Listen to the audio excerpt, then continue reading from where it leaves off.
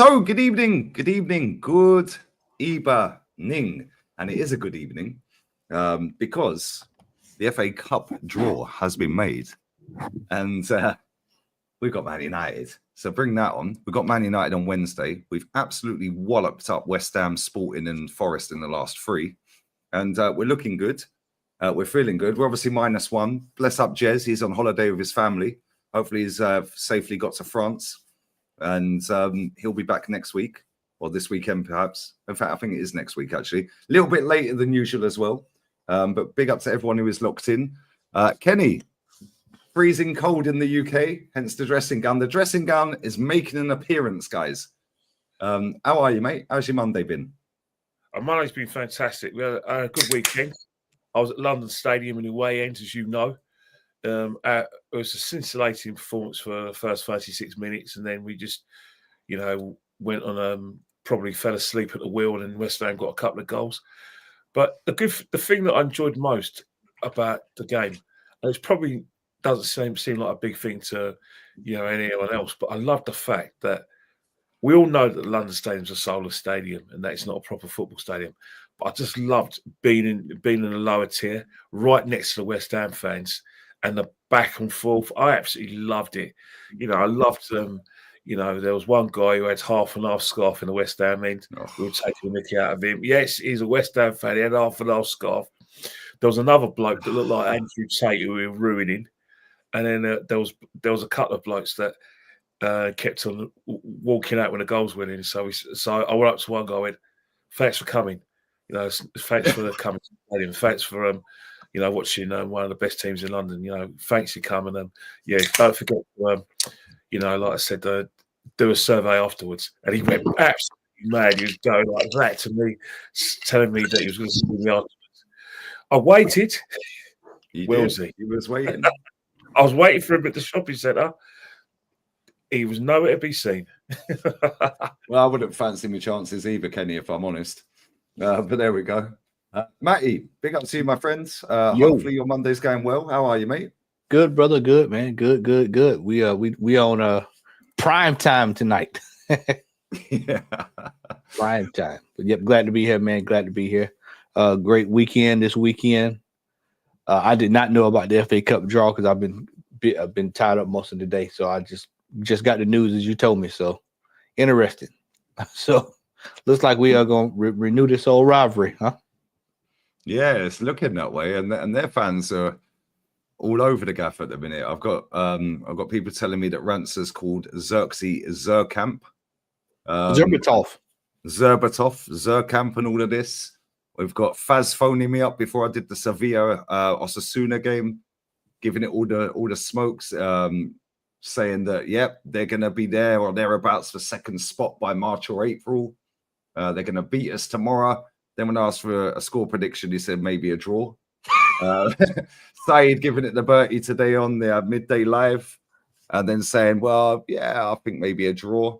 So, they're talking the hardest without really believing it. And if we do beat them, which I think we will comfortably, if I'm honest, then it'll be, but you're 5 years ahead of us.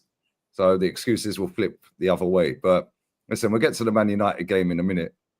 Obviously, we do have the opportunity to get them in a League Cup semi-final as well, providing we do our job and they beat Spurs. So we'll see. But let's take it back. Bless up to everyone in. Smash these likes up. Come on. 350 inside. We ain't even at 100 yet. 71 right now. Matty's link's in the title. If one of you mods in the chat can get Kenny's Instagram link, I'll pin it in the live chat. Kenny Ken 1972. But Kenny, let me start with you. You was at the game. Obviously, we come fresh off of the back of slapping up Sporting Lisbon 5-1. And we're all pretty confident. Matty, we'll get to your prediction in a second of what you think. That's crazy. I predicted a 3-0. I thought it'd be quite comfortable. And I just wanted us to get out of there with no injuries. Try and keep a clean sheet. Take that momentum into this Man United game. And then we sit back with our feet up and watch them against Everton, which I turned off at 2-0, by the way. I had enough. I was like, this is going to be even more shameless, which is cool. I'm cool with that. But what was it like? Obviously, listen, the stadium, like you said a minute ago, is not it's hard work. That's why I've never been there, mate. Yeah, but you go there, you love watching live football. You're a billion miles away from the pitch, but you see some sick football, quality football for 40 minutes, and then we shot ourselves in the foot. Then they scored a screamer, and then right at the right time, we finished them off. Second half, anyone stinks a game out, then it's Mikel Arteta, and I'll make him right for doing that as well. We all wanted goals, but just get out of there, relax, slow down, and we move on, preserve some energy. But what did you feel and see while you were there, mate? And what was the atmosphere like going into that? Well, first and foremost, I made sure I got there 2 hours before kickoff, because obviously we meet up and we all have a a chat with amongst ourselves. So we like to get there early, and then also we all make sure that we get our tickets. We went in, but one thing is, about West Ham away, is that the stewards were fantastic. A lot of them Arsenal fans anyway, even the West Ham stewards, and they're big. They told me to, give a shout out, because they watch the show every week, and all of them just going, Kenny, Ken, we love what you say and everything.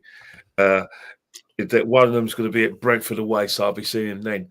But one thing I would say is that the first major news of the day was the team lineup. I've been screaming and shouting for Mikel Arteta to rotate, and thankfully he did rotate, especially in midfield. Obviously, he's going to say that there was a slight injury to Partey and there was a slight injury to Marino. I don't believe that for 1 minute. I just think it's just total R&R, rest and relaxation. And that's what we got to do, because, with the games coming thick and fast, we've got Man United in 2 days' time. And after Man United, we've got Fulham, who acquitted themselves very well yesterday in North London. And then after that, it's Europe. Games are coming thick and fast. So I like the fact we rotated. But you know what I like more than anything else was the performance of Saka and Odegaard. Because I'm hard on Odegaard. I'm hard on Saka. The reason why I'm hard on Odegaard and hard on Saka, because I know that if they raised their game and played consistently well throughout, we'll go places. It's not just us going places. They'll go places in their career. I'm not trying to say this laugh after Arsenal, but when people talk about, use the sort of adjectives towards Saka and say he's world class, then he has to do it on a regular basis. And yes, whether we think he's world class or not, that first half performance from Saka was world class. Unreal. It was clearly his best performance. A couple of weeks ago, we saw Madueke playing for England against the Republic of Ireland, and everyone's thinking out aloud that maybe Madueke, could replace Saka on the right-hand side for England.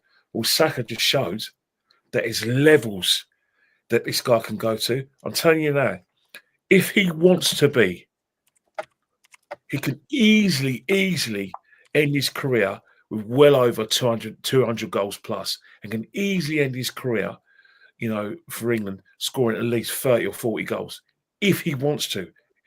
If he carries on the trajectory of where I think he's going to, he's going to be a fantastic player. Odegaard, again, that's a fantastic performance. But what really impressed me was Jorginho. I had my reservations. I thought he'll slow down a game, but you know what? He was aggressive in terms of his pressing, and he got the ball forward really, really quickly. I'd say I was really, really impressed. Now I know he ain't gonna. We don't need him on Wednesday against Man United. We're going to have our full team, but it just shows that when he's called upon, he actually, like I said, knitted it together. But he showed that he's still useful, because I was writing him off. I wanted him gone, but I know it's only West Ham. But when you turn up in a game like that, very, very impressed. The defence, well, I have to admit, I was a bit annoyed with the goals we let in. Declan Rice's was a tackle. It wasn't a free kick. So maybe this time Arsenal fans have a right to feel persecuted. But no keeper saving that free kick. And the goal from Wan-Bissaka, I didn't like that. That was just people just watching. Obviously, I know what you're going to say. My mate Riccardo Calafiori was at fault for the goal. Your mate, yeah? He's your mate, is he? I better get that one in before you step in and remind me that my favourite Calafiori is fallible. But apart from that, first half, brilliant. As you said in the second half, we basically closed the game down. But you know how we closed the game down? And then what really impressed me is that we knackered West Ham out. Any ambitions West Ham had of trying to get back in the game, all we did was got the ball, passed it around, made them chase it, made them press. So by the time they did get into attacking areas, they had no energy whatsoever. Perfect performance, 10 out of 10, for the manager and his team selection, and 10 out of 10 for the tactics. You can't knock it. But the elephant in the room, always one thing, when I say, you want a good night's sleep, but you've got to sleep with your one eye open. Liverpool.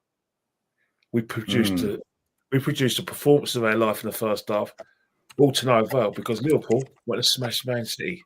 So we want to get in a situation where we maintain these standards, and then if Liverpool slip up, we'll be able to, reduce the deficit. But we've got to keep on playing like this. 100%. 100%. Listen, that first 36 minutes, we were sitting there, me, Matty, and Ola were doing the watch along. I was like, I wish I bought some popcorn and a cigar. They're just like, it was like watching Arsenal last season there, where we slapped 6 past them. I was thinking, this is a joke. And big up Matty, man.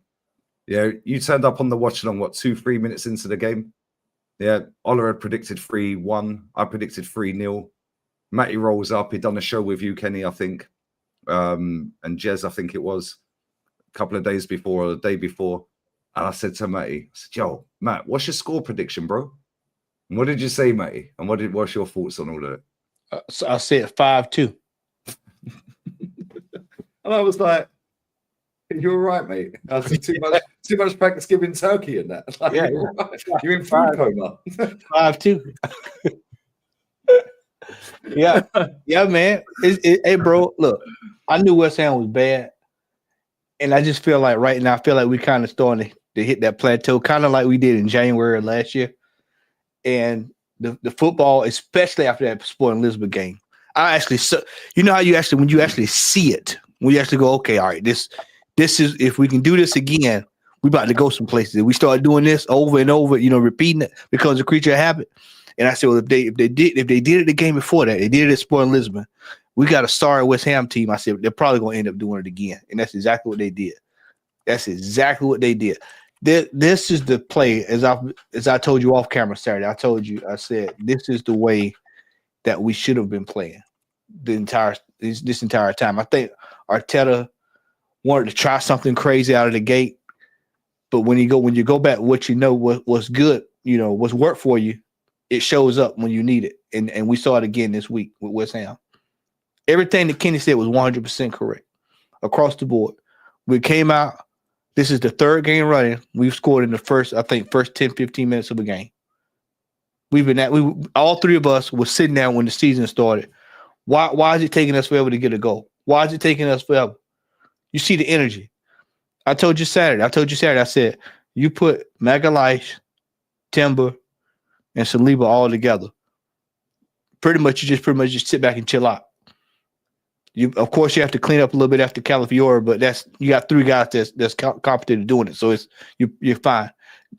That defense, if that defense is sorted out, and you alluded to this during the broadcast, if that defense is sorted out, all you gotta do is score. And then once you score, it's pretty much good luck on trying to get through all that. Good luck. Raya, another game, Kenny. Raya's playing the ball out the back. Notice I took notice of what you said last week when I was watching the game. And I said, look at him. He's kicking the ball down the pitch. He's not trying to play out from the back. What did you see yesterday with the Aston Villa game yesterday? I don't know if either one of y'all saw that. What did y'all see? The trouble that Martinez had of trying to play the ball out of the back. And Raya bypassed all that. Said, nah, we'll play it if we need to play it. I'm booting it. Y'all sort it out up there, and we'll go from there. I didn't get the passogram for this week. I forgot to do it today, but I can tell you this: we were in their half most of the game, pretty much just passing around, and that's the way it needs to be. Attack is our best form of defense. Yes, we've got a good defense, but we need to be attacking. We've got attacking players that need to be utilized. And if we do this again on Wednesday, expect more of the same. I can tell you that now. Expect more of the same, because this is looking like how we did last season. Now, the $1 million question is, can we keep this up? And Kenny touched on something there at the end that I wanted to address. Now, me and Kenny talked yesterday, and I'm going to say the same thing to you, Kenny, that I said yesterday. I'm going to say it right now. I know people are going to start thinking about this Premier League title, but for me, right now, there's 2 words that I'm thinking about. Cup double. This team is good enough to do a cup double. I'm not going to entertain Arteta out and all that right now. I'm just going to entertain this. The team is good enough as it is constructed to get a cup double. Mm-hmm. Now, which cup that you got 3 of them to choose from. You got a Champions League, you got a FA Cup, and you got a Carabao Cup. We should be in for at least 2 of these based off of the play that I've seen the last 3 games. There's no reason that we cannot go out and win a trophy this year. There's no way. There's no way you can tell me that you saw what you saw this past weekend, what you saw against Sporting Lisbon. And I've saw people this past week. Oh man, they're jumping around like they've done something. They beat Sporting Lisbon. Well, I mean, Sporting Lisbon was at the top of the table. Sporting Lisbon did beat Manchester City, regardless of what Manchester City is going through. They still had to beat them. They still had a pretty good record in the Champions League. Yeah, their manager's going whatever, but you still had to go get the job done. And this is what I'm trying to tell for 18 months. Yeah. You only beat what's in front of you, and they've done what they're supposed to do. Now, people can come out and say, "Oh, y'all are always negative." We've given the team flowers for the last 3 games running, and like I told you, I'm telling you, like I know, if this team does this again on Wednesday, and then they can keep this up, because Kenny, we said this the week before last. Lee, we said this week before last. We need a nice 8 to 9 game run. Consistent run to get over to the other side. So then you can start worrying about other stuff. But for right now, because if we can get a habit of winning, then it'll just start coming natural. And they won't have to work as hard. Because that's what we were doing before these we were scuffling. We were just scuffling trying to get a win. And now the goals are starting to come. So hopefully we can keep it up on Wednesday night, and we can get ready for this cup and keep it rolling there as well. We're on a roll, and it's nice to see for a change. Yeah, 100%. And you mods, yeah, you begged me. Oh, can I be a mod? Can I be a mod? Yeah. None of you fuckers got Kenny's Instagram. I've done it myself. Yeah, I've pinned it myself. Like, what are we doing here? Yeah, get out of here, man. Yeah, mate, your prediction was crazy. I can't lie. Yeah, 5-2. Yeah, if you put some dough on that, then you would have been quids in right now. You could have had a couple of months off work and said, "Yo, I'm chilling." Yeah. And people will sit there and say, "Yeah, look at this lot. They're getting hyped about beating Sporting Lisbon." This is the same Sporting Lisbon with a striker who scored more goals in club and country this season than our entire team. Yeah, let's just be real with it. Right? And yeah, cool, they've lost their manager and the backroom staff, but you don't just become a shit team overnight. Although saying that, Man City are looking like one. Yeah, but mitigating circumstances, loads of injuries, so on and so forth. But at the end of the day, like beating West Ham, beating Sporting, getting Odegaard back in the team, whether I rate him or not, yeah, with Timber down that side, we look really good. Yeah, I can't lie. I thought he was quality again, Timber. And I think, like, yeah, we didn't miss Partey. We didn't miss Marino. Not that I rate him anyway. And there was this one instance, yeah, Kenny, you would see it, Matty, we see it on the live, yeah, where I think it was 4-2 at that point, and we had a corner and they broke away, and Jorginho was backpedaling, and he was stumbling over, and it was Antonio was bombing down the right, and he just got a toe on it. Otherwise, Antonio would have gone. I think they had Somerville and somebody else. I can't remember who the other player was. Caught him with his left. He stuck that left foot out. Stuck his left toe out and just caught it. If he missed that, they had a 3-on-1. Yeah, maybe George. Yeah, I think Saliba. It was Jorginho. George. Yeah, I think Saliba was just behind him, but they had a 3-on-1. I think it was. Yeah, and that could have been 4-3. And the one thing I've liked about us recently, like the Forest game was a walk in the park. Let's just be real with it. International break came at the wrong time for them. Yeah, with Chris Wood going to New Zealand and like jet lag and all of that, they were in good form, although they'd lost to Newcastle just before that. And it came at the right time for us. We played Chelsea. We weren't great in that game. We didn't have a lot of players go on international break. Most of them stayed back, if we're honest, plus a few injuries. And then we go and play Nottingham Forest. We beat them. Happy days. And everyone's like, oh, yeah, it's only Forest. Okay, cool. It's only Forest. They're punching above their weight. Cool, whatever. We still had to beat them. Yeah, that's the only team Liverpool have lost to this season. Yeah, different part of the season, of course. Like I said, the international break came at the wrong time for them.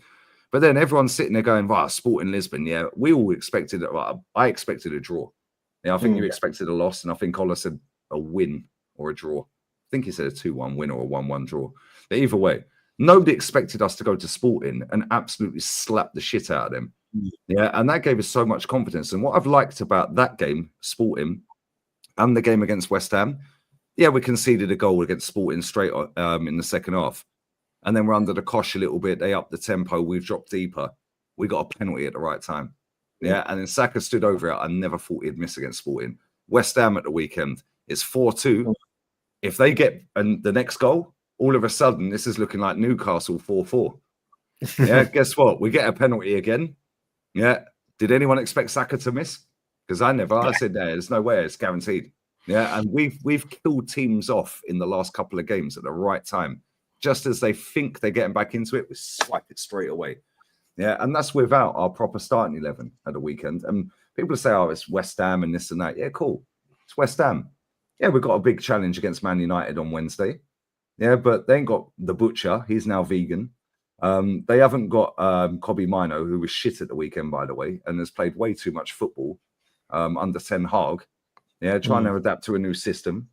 They've got Rashford, who's obviously scored against us quite a lot. We gave him a career. He scored off the bench for Van Gaal. Cheers. And he loves a goal against us. But I just don't see how, when you're up against Mikel Antonio, who you know is a physical presence, he's going to run you ragged. He's going to take you out of position all the time. We dealt with that guy so easy, man. Yeah, and you know he's only going to last 60 minutes. But Gyökeres impressed me in the second half, the fact that he hit the post and had a couple of chances. But we dealt with him comfy, and that is the most informed striker in world football this calendar year. Yeah, and I think when we go up against Man United, I don't think they'll go with Xerxes. I think they'll go with Rasmus, because he'll try and rough you up a little bit. He's a bit more physical, whereas Xerxes, yeah, he's taller, but he's not as physical. I look at Garnacho and I just think, you ain't it, mate, especially against Timber. Yeah, I look at Rashford and go, okay, cool, you can trouble us, you have done before. I look at their midfield and I think, right, okay, Bruno's a scrub. Yeah, but he is a bit of a problem in terms of he can be a bit clutch at times with free kicks and a ball over the top. But then I look at the way they've played in these 3 games that they've had. They should have lost to Ipswich. Cool first game for the manager, learning the new system. Second game, they beat Norwegian Fishermen, conceded twice, and that was their reserve team. They dropped 6 players and they won their league yesterday. Yeah, they dropped 6 players and went to Old Trafford and scored twice. Right? They haven't beaten us for 7 years in a league game at home. And I turned the game off at 2-0. I didn't watch the second half of Man United yesterday. Yeah. I've got Rance calling me. I've got Faz calling me. They're all getting chest now. I just look at it and I just think, yeah, we don't know what the personnel is going to be for United because he's chopped and changed. He's had Malacia, Anthony, everyone at right wing back, left wing back and that. But the system is going to be the same. And I think that we've seen enough of them in 3 games under him, Amorim, that this manager is not stupid enough, as much as we don't particularly rate him, it's not stupid enough to fuck this up. And if he is, then I'm doing a 3-hour emergency meeting apologizing to every Man United fan on the planet because I've given it the biggest mouth ever. And it's the most I've been gassed about beating them. But Kenny, you're going to be there. We've been at Man United games before where we've gone into games thinking we're going to beat them or could beat them. And then we've ended up losing 3-1, you know, or losing to Alexis and that rat moonwalking in front of us. But you must be super confident, right? Off of the back of what we've witnessed for both teams in the last 3 games. I think what's happening is that I have Stockholm syndrome when it comes to Man United. You know, the demands that we make of ourselves as a football club, then I feel Man United fans should make the same demands of them. Man United should never, ever be out of a conversation when it comes to winning the Premier League or winning the Champions League because it's Man United. One thing with Man United is that this Amorim is not a fool. And that's why he's not going to be easy. I'm hearing that he's going to be bringing Lenny Zorro back. This is the player that they've been gassing for a long time. I think he's going to be. He will be playing. I think if he's had a few training sessions. I mean, and I think he'll play. I think he's going to play with a back three, and he's going to play with wing backs. So that the reason why he's going to play with that is because Man United should. When they do 4-3-3, if you look at a lot of the games last season, even teams in the sort of bottom half of the table were actually playing Man United home and away and just walking through the midfield and creating chances. Crystal Palace, to name but a team. Fulham, who have ambitions to get out of top 10, they actually smashed at Old Trafford. The 2-1 win they got against them last season was an injustice. Should be more. And Man City played them twice that last season, just toyed with them. I think what he's going to do is that he's going to pack that midfield, and I do think that he is going to play someone to hold the ball up. He's definitely going to play Rashford because of his record against us and his pace. So we're going to have to work hard, really, really work hard, and earn the right to beat them. Don't get me wrong, we have the better players. But one thing with Man United, they're in a situation where they've got nothing to lose. They've got nothing to lose. You know, they will look at the table and think, you know what, there isn't much of a gap between the team that's third place to the teams in probably like 12th because of the amount of inconsistency we've had in this league, with the exception of Liverpool. And that's one of the reasons why I'm a bit cautious. Every team in this Premiership has been inconsistent, with the exception of Liverpool. Now, Liverpool may have their blip, but right now, look at Arsenal. I think, yeah, 3 games have been great. We're in smacking form at home. We always give Man United a shellacking when we play them. But one thing I always say is that Rashford, dangerous. Bruno Fernandes, whatever you think of him, whether you call him a scrub or not, if we look at his career at Man United, all right, he hasn't taken him to greater heights as a captain, but individually, he's had a good time there. So he's going to be dangerous. I don't think Garnacho may play, but definitely one of the players that I will worry about is, I don't know, Rashford's really the danger man for me, to be honest. Rashford, that Amad Diallo as well. He's raw. He's raw. He's got a low centre of gravity. He's quick. He's very direct as well. So Calafiori, he plays at left back, has to be on his game, mate. Do you think Calafiori? Sorry to cut him. Firstly, bless up LB for the raid. Yeah. Big up to you, mate. I know you're in pain. You're in mourning. Yeah, although saying that, you did see Man City when they were shit as well. So back to life, back to reality. I'll tell you one thing about Man City. One thing I would say about Man City. Everyone thinks that Pep, that they only won trophies since Pep getting there. No. Remember, they did win leagues before Pep got there. And I always say of Man City, and this is a compliment to them, every time you talk about De Bruyne, don't forget about Yaya Toure. Every time you talk about Haaland, don't forget about Aguero.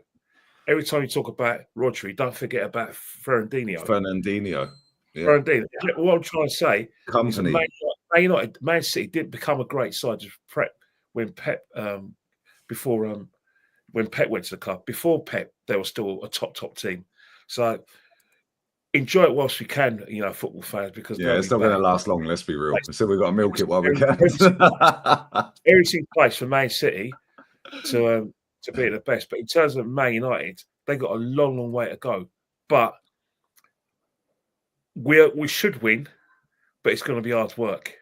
One bit of encouragement we should take is that in the Everton game, I saw the highlights and I saw the extended highlights. Everton were only asking themselves why they didn't go up. They have to ask themselves those questions, because they had some good opportunities where they bypassed Man United's midfield, got straight at their back four.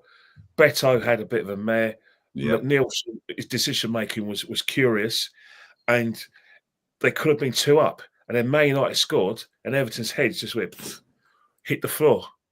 So one bit of encouragement is, if we start quickly and score early against this Man United side, then that captivated, the kind of the back three he wants to play. He might have to change systems pretty early during the game, and that could just throw their players.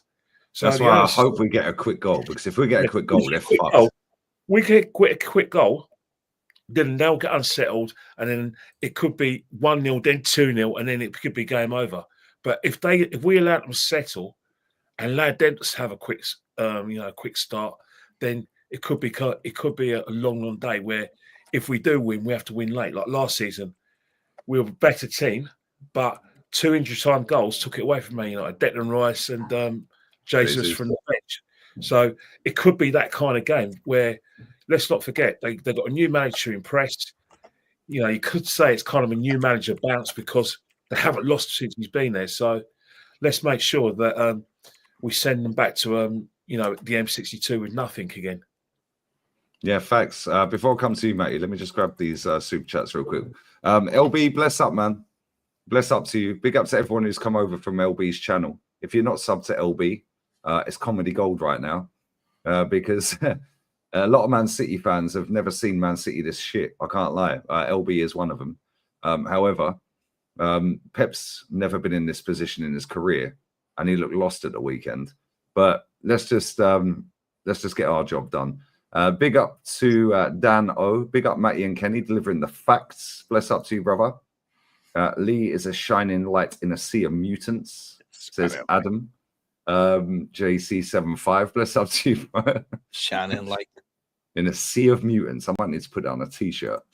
Big up to Joe 1980. I hear what you're saying with Calafiori, but 100% think there's a player there. Reminds me of early Colo Torre, rash but aggressive. I think he'd be better suited as a deep lying playmaker. Said this the other day on a show, to be honest. I just don't see him good enough at left back. And when he came off at the weekend and we brought Zinchenko on, which I was crying out for, by the way, and I can't stand him, nobody got past Zinchenko. But Matty, hey, before you come to me, did y'all see Colo Torre on the bench yesterday? I did. He's looking old, bro. He looks stressed as well, doesn't he? I said, look at old Colo, man. I hadn't seen Colo in a minute, man. I forgot he was over there. He's looking stressed. They're all looking stressed. Big up DJB in the chat as well. Bless up to everyone locked in. Listen, there's nearly 900 people in it. Get these likes up, though, man. Come on. Before Matty gets to his point, if Man City come out of this and win the league, it's crazy. Oh, mate, just fold the league. You know what? We might as well christen ourselves the Scottish Premiership because yeah. Give them a white and green jersey, either blue and white one. You think about it, they're 11 points behind Liverpool.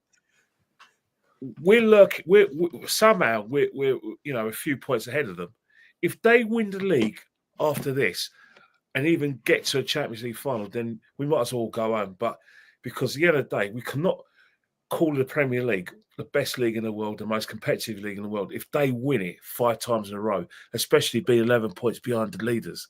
Sorry, this league is a farmers' league. Sorry. Do you think they will win it, though, very quickly before we go to Matty? Do you think they will win it? Who knows? Who knows? But if they do win it, this is a farmers' league. Simple as it's not a league that should be respected in any other way. And any English fan that calls the French League a farmers' league, the Spanish League a farmers' league, the German League of Farmers League should go and wash their mouths with soap and water. Because if Man City win it, after this, how do I say? I wouldn't call it a purple patch. I'll call it probably like a brown patch. And I'll call it a dark brown patch as well. Then this league is a joke. Go on, mate. No, I mean, I don't see it. But I tell you what I would hope for.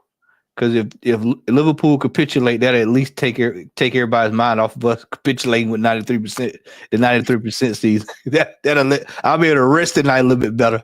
But I don't think that they're going to be able to do it. I think that they can, if they can get their act together. I think they can maybe take a run at the Champions League if they decide to retool in January or whenever. Because I don't know how the playoff phase work now, so I don't know when that is. But they maybe could retool there.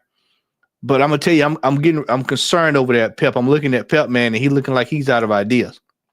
For the first time in a long time, I've seen him. He's never been in this position ever. He's never lost that many games in a short space of time ever in his career. Bro. Did you all see him yesterday when the first goal went in? I saw his head just dropped. His was just dropping. And Given that B-Tech Kevin Keegan didn't have a clue what was going on. Yeah, I said, this is going to either go one or two ways. Either they're going to try to, because they actually played themselves back into the game a little bit, and I was like, yeah, y'all are playing with fire, and then next thing I know, that penalty on Salah, and I was like, well, that's it, it's over now. He scores this, you can hang it up, and that's what ended up happening. So I just, for me, Liverpool right now is flying. Kenny, we talked about this yesterday. They basically what Liverpool has done is and this is what we were trying to get Arsenal fans to see when we talked about the transfer window, is that basically what they've done is over the years they've bought what they needed, and they've needed has gotten them over the line. Now let's not forget last season when Liverpool played City, because that was a draw, right? When that last game when they played them was a draw, if I'm not mistaken. I think it was a draw or something on that line. Yeah, they drew last season. Yeah. So Liverpool and City tend to have these battles a lot, but I just don't. I'm not sure if they can just make up a whole 11 points. I think they can. Now I tell you what, they're kind of in the same situation we are. We drop with two games, we in hot water, and if they drop a game or two, they in hot water. Liverpool's looking real good right now, man. I know Lauren's in the chat right on cue. As I was getting ready to say it. Lauren's in right on cue. As I was getting ready to say. She's getting hyped. She's getting hyped. Yeah. She's been scolded by this club. Yeah, with the 97 points. One thing is she's got a really good point, and one of the points she made is that I'm actually on the same page as her, because when I hear Arsenal fans, I won't name them, but we know who they are. When they put down Liverpool, I always scratched my head and said, "Who? I think, are you putting Liverpool down because that we're winning trophies and they weren't winning trophies? Or are you putting Liverpool down because for the last 2 seasons we were challenging City for the title and they didn't, even though they were in a semi-title challenge last season?" And Kenny, people, this is, I think this is a young people problem, man, because see, all of us, we all know what Liverpool is. Yeah. So it's like, bro, how you bypass Liverpool as being a competitive team? Like, we all know that Liverpool is a competitive team. I think I'm not sure if it was you, Lee, or who I was on with, but I was telling somebody recently, I said, bro, Liverpool, even when it might have been you, Lee, that night we was up watching footage, and I said, even when Liverpool was not winning, because they went, what was it, 18 years, sadly, Kenny, without a title? 18, 19? 30 years. 30 years without a title there. They still nicked some Champions Leagues in that time. They took the Champions. It was Champions League and FA Cups time, mate. And cups, and it was still winning stuff. And so it's just like, how can you bypass this team? And now, brother to brother, we sat right here. What did I tell you this summer? About Onslaught? What I told you? I said Onslaught's going to come in there. He's going to institute what he was doing down there in the Eredivisie. He's going to slow it down. He's going to have them playing a more. They're going to play more controlled than just playing 1,000 miles per hour, running players ragged. People don't know these conversations. They're on the phone. Yeah, or backstage. Yeah, you said that we signed Sterling 2 days before we signed Sterling. Yeah, before we even linked to Sterling. Yeah, people don't see that. Yeah. Now, people just think we're making it up to sound good. Yeah, I said about Arne Slot. Yeah, people were asking me, what do you think of Klopp going? I was like, I think they'll have a drop-off, but I don't think the drop-off will be that bad, but it could go the other way. Yeah, and he could be sacked by Christmas. I said it goes one way or the other. He either goes in there, yeah, and they fall off a cliff, or he goes in there and they'll still be there or thereabouts, but I don't think they'll win the league. Yeah, I'm not. The clips are there. I'm not going to say a lie. But I didn't expect him to do this. And you remember that graphic you sent me 13 games into the season when we sacked Unai Emery? Yeah. Liverpool had 37 points. That was the season they won the league. They had 37 points after 13 games. They're on 34 right now. And all I see our fan base doing is the most copium. Yeah, they've done but he inherited a world-class team, 5 world-class players. Well, that's not what you lot were saying. No, that's not what we heard. You were saying an aging Van Dijk, an aging Salah, Trent wants out. Yeah, Klopp's gone. Yeah, they haven't signed anybody. A manager who from the Eredivisie who's bald. Well, we see how that went at Manchester. Blah, blah, blah. Now the narrative is, well, he's inherited a world-class team. And, oh, my God. Yeah, oh, my God. Yeah, Yeah, like that's look at what he's doing, and let's be real with it. He had a winning team. Can I say this right quick, Kenny? Have y'all noticed this? This is one of the things that I don't think people have noticed under this new style of a slot. What he's done, what he's done with his with these players, this new stuff. What he's done with these players. These players are not gassed in the second half of games like they used to be up on the 100%. Your boy, 100%. what's his name? Klopp, up on the clock. You would see Salah would be panning for air. He'd be bent over. Robbo would be dusted. Van Dijk, just lack of concentration. You know, now what you saw yesterday, the way they weathered that storm and shut City down yesterday, man, I was just like, Kenny, what I told you, I said, if they do this again, it's going to be 20 points. They'll be up by 20 points. Van Dijk could have had a hat trick. Let's just deep that. You know, the only player on the pitch, sorry, Kenny, before you go, the only player on the pitch for Man City that started that game that has scored a Premier League goal this season was Erling Haaland. None of that team that started that game other than him scored in the Premier this season. Zero. Where was the creativity? I see the lineup. I'm like, well, Gundo's done. Yeah. Rico Lewis should be at right back instead of Kyle Walker. He's in midfield. You've got Foden, who's been shit since he won the fucking player of the season. Yeah, that's right. You've got flipping Nunes, who's trash on the left. He's all right in midfield, but he ain't Man City level. And then you've got Bernardo, who's been held captive for 4 years. He's wanted out for 4 years, and he don't create or score. And I said, where's the creativity? Where's the goals? What are they going to do? I said, Liverpool will batter them, but the scoreline won't reflect it, and I predicted 2-0. Yeah, and that's what happened, and that's what we see. Yeah, but that isn't that you think about it, since Pep Guardiola's been at Man City, Anfield has always been his graveyard. He won a game at Anfield during lockdown when he won 4-1. Now, I'm not saying it was because of lockdown, but Man City were exceptional that day. But if you think about it, Man City, apart from that win against Liverpool during the lockdown season, Liverpool always giving Man City a tankering. Obviously, last season there was a draw. I think there was a draw 2 seasons before that. But it's always been a case of Liverpool a good side. But one thing I've never understood about our fans' feelings towards Liverpool. Arsenal fans have got no right to be arrogant or even look their noses down at Liverpool until we win what they've won under Klopp. Then we can say, you know what, Liverpool not on our level. We're better than Liverpool right now. I don't see any Arsenal players with Champions League medals playing for Arsenal. Look, I know Havertz got a Champions League medal, but playing for Arsenal, but I don't see any Arsenal players who've won something with this club. Tierney doesn't play. He's saying Arsenal players that have went out and have done that's on the team, not players that we brought in. Tierney and Saka. And Saka didn't play the semi or the final. Saka was unused substitute the final. So and Tierney, he don't want. Yeah, Martinelli was injured. Exactly.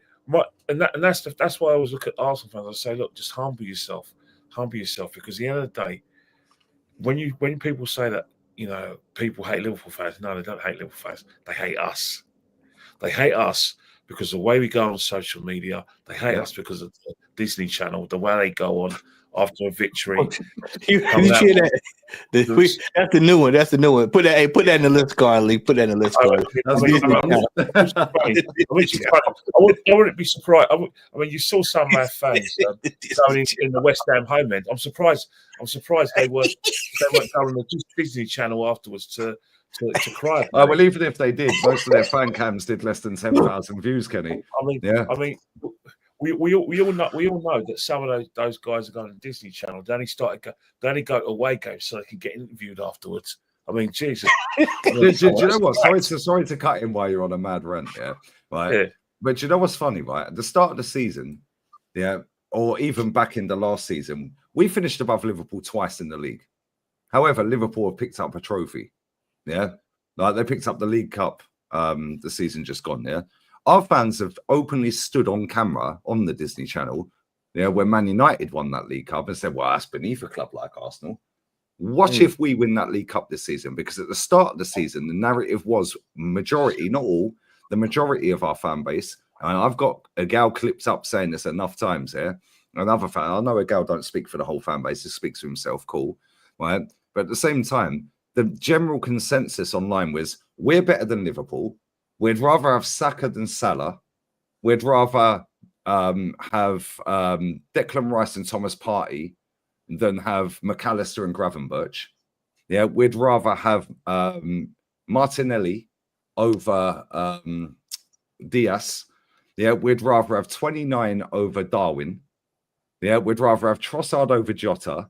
We'd rather have our centre-back pairing over there, any of their centre-back pairings. We'd rather have Timber over Trent, and we'd rather have Calafiori this summer over Robbo. I agree, Robbo's pretty much done. However, this manager that they've got now is looking after him differently. Anyway, my point is, yeah, the only player universally within an Arsenal fan base online that would get in our team according to our fans from the back end of last season into this summer and when the season started was Alisson. Yeah, and that's not a diss at Raya. They said, listen, Alisson's the best keeper in the league. Now, the flip on this is crazy because now it's, well, he inherited 5 world-class players. Yeah, no, he inherited a winning team. Yeah, who have they played?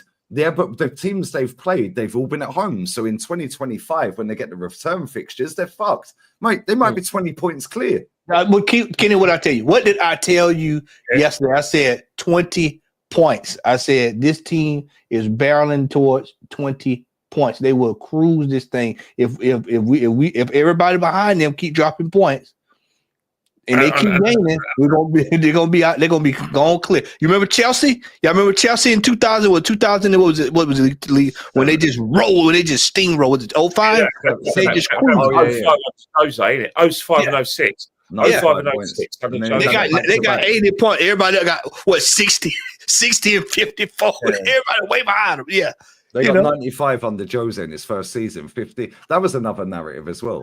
He got 15 goals conceded in his first season as Chelsea manager. Right? He only lost 1 game as well that season. Yep. And you know how out of the 15 goals they conceded, 7 were penalties. Do you know how crazy that is? 7 were fucking penalties. And our fans were sitting there at the start of the season, not all of them, but a tiny minuscule, were sitting there going, well, yeah, maybe we could go invincible. Maybe we can break Chelsea's goal scoring conceded. Well, guess what? We concede 1 more goal. That's the 15 done. Yeah, let's be real with this. Yeah, the way they dismissed Liverpool, and listen, even I dismissed Liverpool. I'm not going to sit and lie. I said this will go one way or the other. There's definitely going to be a drop off. Klopp's been amazing. Yeah, unbelievable.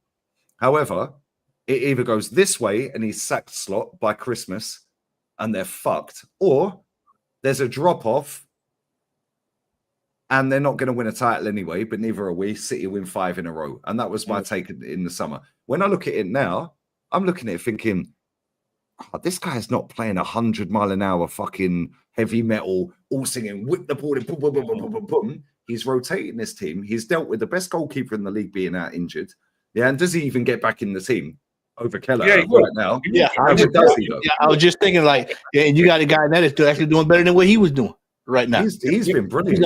He's on fire. And you've got Konate out injured for 6 weeks, and everyone's going, oh, yeah, another narrative. They're going, oh, every time, the Disney Channel has done this one, apparently, my chat was saying earlier. Oh, yeah, every time Liverpool played the team this season, they've had an injury crisis. Liverpool have had Harvey Elliott out, who's a top player. Yeah, he just came back. Trent out this season.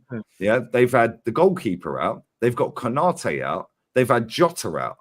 What have we had out that are, they're not all first team players, but the goalkeeper is, Konate is, they're both, Trent is. There's 3. What have we had out that are first team nailed on every week playing? Odegaard. That's it. We've had Ben White out. Well, cool. Well, Timber's better than him. And I like Ben White at right back, but Timber's better than him. That's a fine. That's 2 fines. All right. We've had Calafiori out. Well, he's not a first team starter. Yeah, let's be real. Yeah, we've had Thomas Partey out for 1 game. We've had Odegaard out for a few games. What else have we had out? Yeah, these men are going on like we've had some mad injury crisis. We haven't. Yeah, they always change the narrative. And this is why the Cronkies just sit there going, this is easy, mate. Yeah. Does anyone believe that Saka out for what? 1 game? Yeah, and this is my point. The only first-team player that Arsenal have had out for any sustained period of time is Martin Odegaard. That's it. They've had the best goalkeeper in the league out injured for weeks, mate. They've had Trent out for a few weeks. Yeah, and he's been brilliant under this manager, by the way, because I don't rate him. Yeah, but he's been very good. Go on, mate. Sorry. It's all good, bro. We've had players that we've all thought were not going to play end up playing. Remember all these players, just hurt. This missed training. Then you look up in the starting lineup, they're playing. Whereas you look over there, Harvey Elliott. By the way, that was another thing. Harvey Elliott came back yesterday, so get ready for that. That's more ammunition in the chamber for Liverpool. You know, I just think that our fan base, they just a lot of them just so young. They just don't respect Liverpool like we do. All three of us do. We know what time it is. We know that they've only seen Liverpool bottling. Well, not bottling, but because that's the wrong word to use. They've seen Liverpool go toe to toe with City and not win it. However, yeah, they think that being that close to City 2 years in a row, yeah, is better than Liverpool actually winning shit. How many times and being that close to City? you two know this. How many times has Liverpool been a thorn in our side whenever we were trying to do anything? Whenever we needed to get something done. How many times? Last season, man. Klopp said, "Fuck you, want to go youth project? Cool, I'll throw all the kids on against you." And he beat us at the Emirates. Liverpool is one of our teams that aggravate us the most whenever we're trying to get anything done. 5-5 done on penalties. Do you remember the League Cup semi-final when we drew at Anfield 0-0? Who turned us over in the second leg? Liverpool. Yeah, Xhaka red card, and in that first leg, Minamino missed a sitter in stoppage time, and Ben White was going, yeah. What happened then, mate? Because if I was them when they won that game, I would have gone up to Ben White as a whole team and go, yeah, but idiots, mate. What about that Champions League? The Walcott run, and then they got that fraud penalty. What about that one? Yeah. I remember that game. You know, to be honest, that game I thought Arsenal played was superb. That game, but Liverpool just looked. The Anfield crowd just took them, into that last 5 minutes where they just took the game away from us. Where they got the penalty, and then Ryan Babel made it 4-2, and that was it. But and I think the thing with Liverpool is, you look at their next two games. They've got Newcastle away. They win that, and they beat Everton on Saturday in the Merseyside derby. You might have to just say, you know what? Maybe Everton's the hardest game for them out of them. Yeah, because that's the last game at Goodison, so they're going to be always they're a fall in Liverpool side. Yeah, but if Liverpool come through those two games, and they come, I said the exact same thing with Craig earlier. You've got to take him serious. You've got to take him serious. If you win them two games, we've got Man United and Fulham. Yeah, so we got two harder games on paper. Yeah, obviously it's not played on paper, but Fulham, I know they got a draw with 10 men the other day. Yeah, but that Fulham away game, we're not going to have Smith Rowe play. Reece can't play, I don't think. Yeah, but Iwobi's going to be out for it. They got Boa Morte as the coach on the bench. He's up for it. They got Leno in goal. Yeah, have you seen the North London derby? Let's be. Yeah, have you seen the form of Iwobi's in? I watched a little bit of that game yesterday, and I was one off the bar. I said, look at this, a different player, completely different player. I think was when about Iwobi was Iwobi was at Everton, was Silva there? Yeah. I think Silva was before his time. But I think at Fulham, the thing about Fulham is that they're a traditional, English club. They're an older club than us, than us. They've been around for a long, maybe a few years before us. But I think with Fulham, whatever you say about Fulham, they got good players. And that's the thing. They've got good players. Harry Wilson is always on the bench, but he comes off the bench and he scores 25 yarders, and he wins games for them. Smith Rowe's, got a lease of life. He hasn't scored for a while. But Iwobi, again, they got pace, with Traore. All right, the end product isn't there, but what he does is he stretches teams. And when he stretches teams, he makes space for Iwobi, he makes space for, Jimenez. He makes space for a lot of their players. That's why that game on Sunday, again, coming thick and fast after Man United, that's going to be another hard game where, again, we're going to have to go to that well, because we're asking a lot of our players to produce that level of intensity every game, every few days. And not only that, Liverpool at home, apart from the Forest game, they're relentless, mate. Slapped up Leverkusen, slapped up Madrid, slapped up Man City. These are not stupid teams. These are not shit teams, by the way. All the teams have had chances against them, albeit Man City had barely any, but they still had a chance. Rico Lewis trying to do a Travella finish. What's that all about? Yeah, but Real Madrid had a couple of chances against them. They should have scored the penalty, but then Salah missed a penalty. Yeah. Bayer Leverkusen could have had a couple of goals in that game, and then Liverpool just went, fuck you, 4-0. He got a hat-trick, didn't Diaz get a hat-trick in that game? Mate, unbelievable. But it's the thing. It's like everyone's saying, but who have they played away from home? And you're looking at the teams they've played away from home in the league. It's Palace, it's Ipswich. Man United. Yeah, they've played Man United away. They've played Arsenal away. Yeah, it's like the way people are dismissing Liverpool. And the one thing I'll always give Liverpool credit for, even before Klopp, even when they didn't win a title, like obviously we see it when we were younger and that. One thing I always give them credit for, they take every cup competition serious, mate. Yeah. And that is why they are considered one of the biggest clubs on the planet, because they always throw enough shit at the wall and something sticks more times than not. Even when they went that 30 without a title, they were still winning Champions Leagues, winning cups, domestic cups. They were still in conversations with Brendan Rodgers. Obviously, it fell over. They didn't get over the line. They take everything serious. Our club, we don't want that dusty League Cup. That's beneath us. Fuck the FA Cup. We've won it more than anyone. Yeah, but like Matt said, modern fans. I think one thing is you can't. I think what happened. Yeah, you got to put it in. You got to put. Sometimes we look at like the opinion polls from our fan base. We've got to realise that they don't speak for everyone else. A lot of modern fans nowadays, they're not real football fans. They watch football like they watch TV, all on box sets. Or what they do is they watch the highlights reel that are shorter than ones a match a day. Like for instance, if you go on YouTube, I don't know if you get that in the United States. Here, we get the Premier League highlights over 3 minutes. So Sky Sports, every Premiership game is over 3 minutes.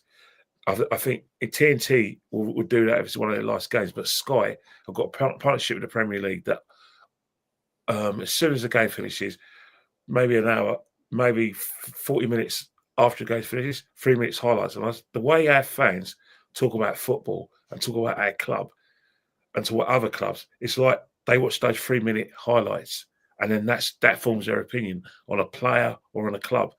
They have no respect for tradition. They have no respect for hindsight, and they don't respect, actually what's going on in front of them in the games.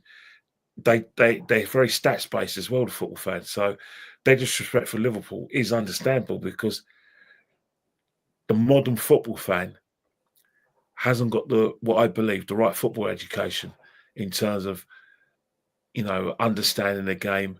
And understand the heritage of the game. They want things now. They want everything fast. You know what? It's like this, Kenny. When you hear an Anfield night, what you saw when they played Real Madrid was when you look at that and you go, "Yep, that's an Anfield night." What you saw yesterday, swallow them up. It's one of those. You know certain things when you see it. That's just like this game on Wednesday. I know at least thinking we're gonna slap them, but deep down inside, we all know it's United and Arsenal. So we already know that that's going to be it's a tricky game, regardless of the fact. On the surface, we should win that game, but we all know it's Manchester United, and we know how much trouble we tend to have with them. There's just certain things that from watching this team for 20 plus years. You just go, yeah, you know what it is. Chelsea is still a tricky game. You're gonna have one or two of the bottom feeders that's gonna give you some trouble. How many times have you have trouble with Bolton, Blackburn? On Sam Allardyce, I've definitely around a period around like 2000, between 2005 and 2007. It was a case where if we played Bolton away, we weren't beating them. Yeah, we weren't. They cost us. I remember what was it? Was it 08? Oh, they flat out cost us. I think that was the year Cesc bailed us out. bailed us out against them one time. But I know they cost us 2 or 3 times. That those kind of teams, it's just certain teams and certain that you deal with, and you just know what you expect when you see it when it's coming. And this whole thing with Liverpool is on this run, and Liverpool and everybody can go point to where he hadn't won anything away, but then you look and you look at the teams that they've beaten that's been put in front of them. And all you can do is just say, "Hey, man, they beaten it." But look at the teams they beaten, and then, like you said, if they beat Newcastle and they turn around and beat Everton behind that, then yeah, you got to sit there and say, "Well, if anybody's going to lose it, they're going to lose it. If they decide they want to not win the title, it's going to be their doing not to win the title. It's not going to be anything else when you're that far ahead." Last season they did the double over Newcastle, and then obviously the game at Goodison Park. Everton just not to cut you off, Kenny. You remember we said we was in the chat and I said they just beat Newcastle with 10 men. 10 men back. I said I said I was surprised he kept his job behind that. I said they 10 men and down 2 goals and came back and won the game with 10 men. And it was Nunez who scored both the goals, I remember. But you think that's Everton. Everton had the game of their life when I think Braithwaite scored, and then I think the second goal was called by. He's always injured. What's the striker? Like he's a model. He dresses like a girl. What's his name again? Calvert-Lewin. Yeah, he wears the handbags and the school uniforms and that. Yeah, one of them ones. The thing about that, obviously, Everton can have all the passion in the world, but this Liverpool side, and I say, probably weren't running on empty like they were this season. This Liverpool side's fresh because he rotates. So I'm not holding out any hope for Everton to do us any favours. He knows when to rotate as well. Yeah, because Trent. I think Trent's been brilliant under this manager that he's got now, because Trent, I've never rated him in terms of defensive. Going forward, we know he can cross the ball. He's done less of that this season and more of the defensive side. As soon as Doku came on at the weekend, yeah, he left it a couple of minutes, 4 or 5 minutes, and he was like, okay, let me get him out of there. Yeah, we don't want to give this lot any hope of getting back in this game. And he took him straight out. Yeah, and it was like, whereas with our manager, we've seen it go, cool, carry on, get punched in the face, and then we take him off. He says, get Zinchenko off right now. Get him off right now. Do you remember the watch-along we did when we played them? We were 2-0 up against them in the 8-point season. Yeah, as soon as we went 2-0 up at Anfield, I said, get Zinchenko off and get Tierney on right now. What happened? He brought Tierney on. Soon as Trent nutmegged him and Firmino equalised, he took him straight. It was like, bro, you should have done that 45, 50, 60 minutes ago. This manager knows exactly when to do it. But one thing about this manager, we're going to learn a lot about this manager in terms of his ability to rotate players, because by come the end of January, when these games are coming thick and fast, I can tell you categorically now, if you think for 1 minute we're going to spend a penny on a player, stop it. As I said, you and Matty have YouTube channels, right?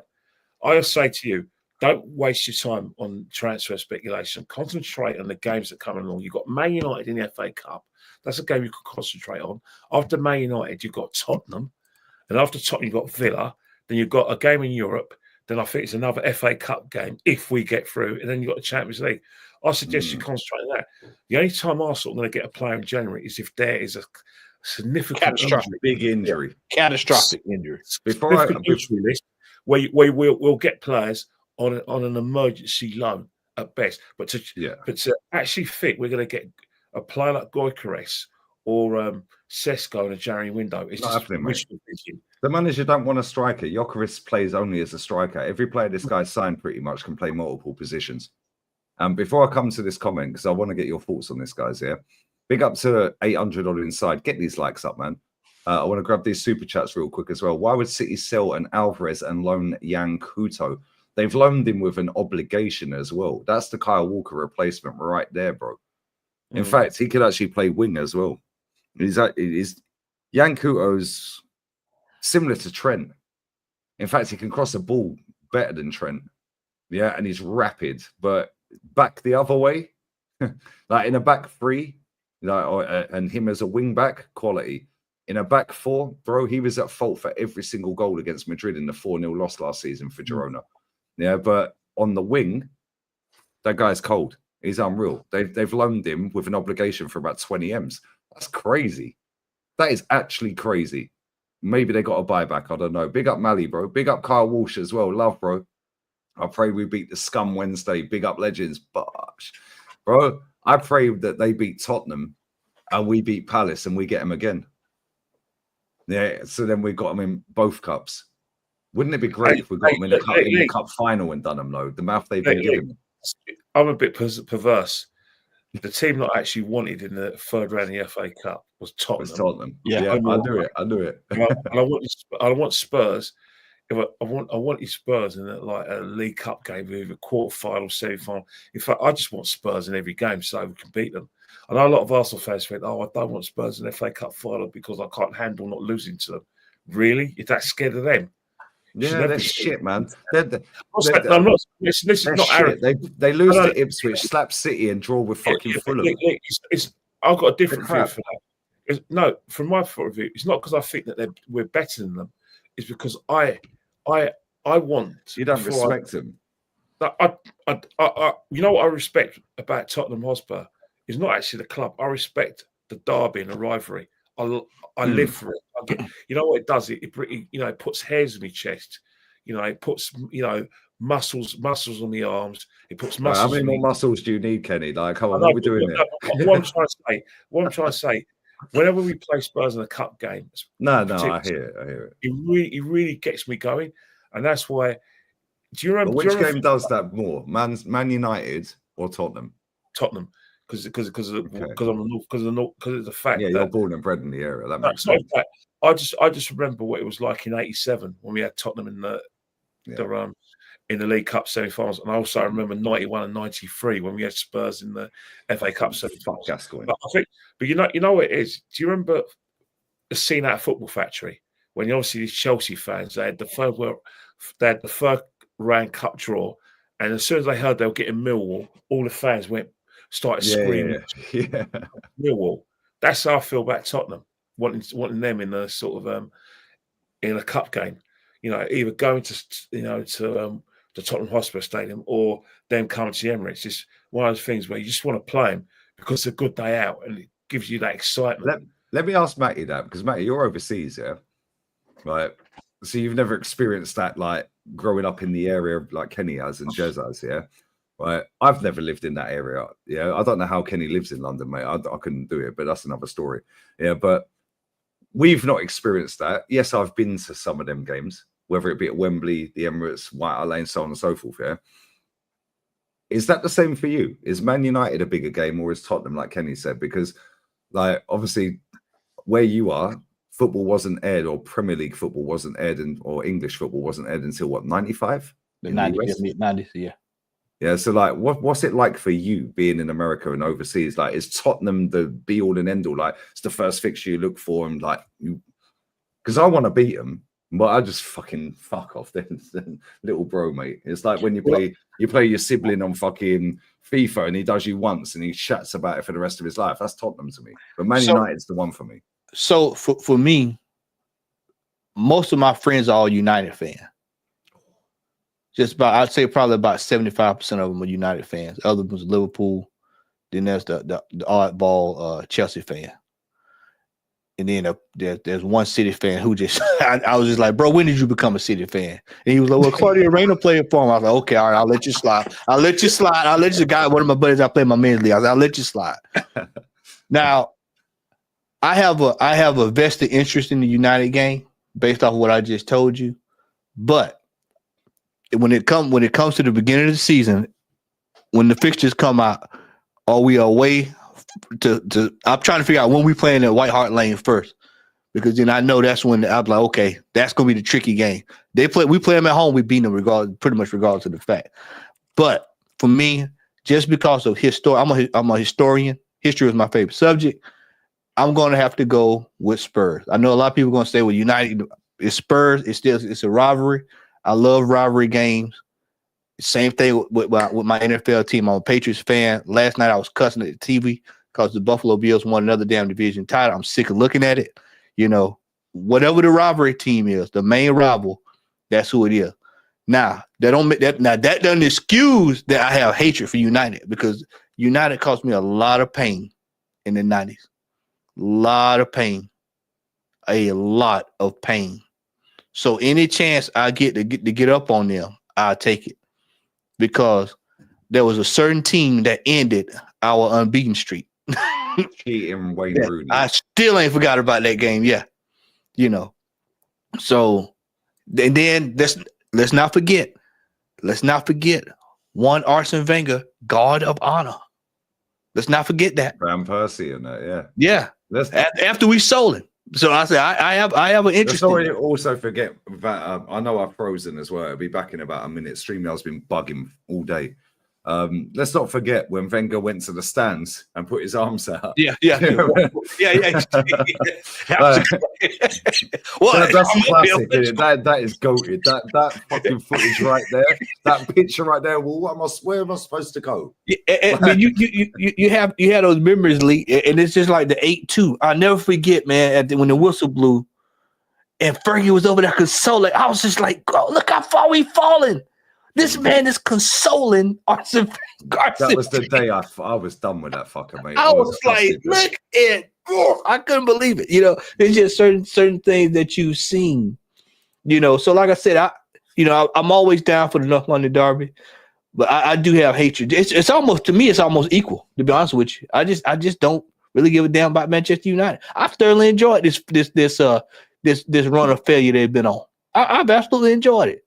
When Fergie announced his retirement, I was elated. I was like, thank that was God. better than when Wenger said he was fucking. Yeah, off. Man, it was, wasn't it? I was like, yes, it's like yes. And then he said, David Moyes. Oh, cheers! We'll have some of that. Yeah. You know, I was thrilled, man. I was thrilled. So watching them go through this, I thoroughly enjoyed it, man. But it is what it is, man. And that's gonna pick up after a while. We're going back to that. Everything goes in cycles. So it's just a matter of we got to get back on it, man. It's like I told you at the beginning of the season. I said these teams are going to be competitive regardless of the fact. And that game on Wednesday is going to be competitive. It's going to be competitive. I know they look bad or whatever, but that game is going to be competitive. I still have us paid to win it, but I expect it to be competitive. There's a lot of pride in that game. Still a lot of pride to be played between Manchester United and Arsenal. Yeah, no matter how shit Man United's still the biggest are cup at any point. Go on, sorry, Kenny. Go on. No, Man United is still the biggest cup in the country, and if despite what modern fans would tell you, and despite what they're they might tell you on certain channels, certain YouTube channels. Disney I get exactly where you come from, because when we score against Man United, you can see the ground's rocking. But I think that's the same for every Premier League team when they play Man United. Man United is still the biggest draw in the country. And Man United, since the Premiership was established in 92, have still won more titles than anyone else. And, when you look at Man City fans saying that Pep, is better than Sir Alex Ferguson, well, we're about to find out, because if Man City are in a sort of a downward spiral, then to prove that he's not just a manager that is around when the going's going well. We need to see what he's like when the going is going tough, because if you look at Pep, he never rebuilt a team.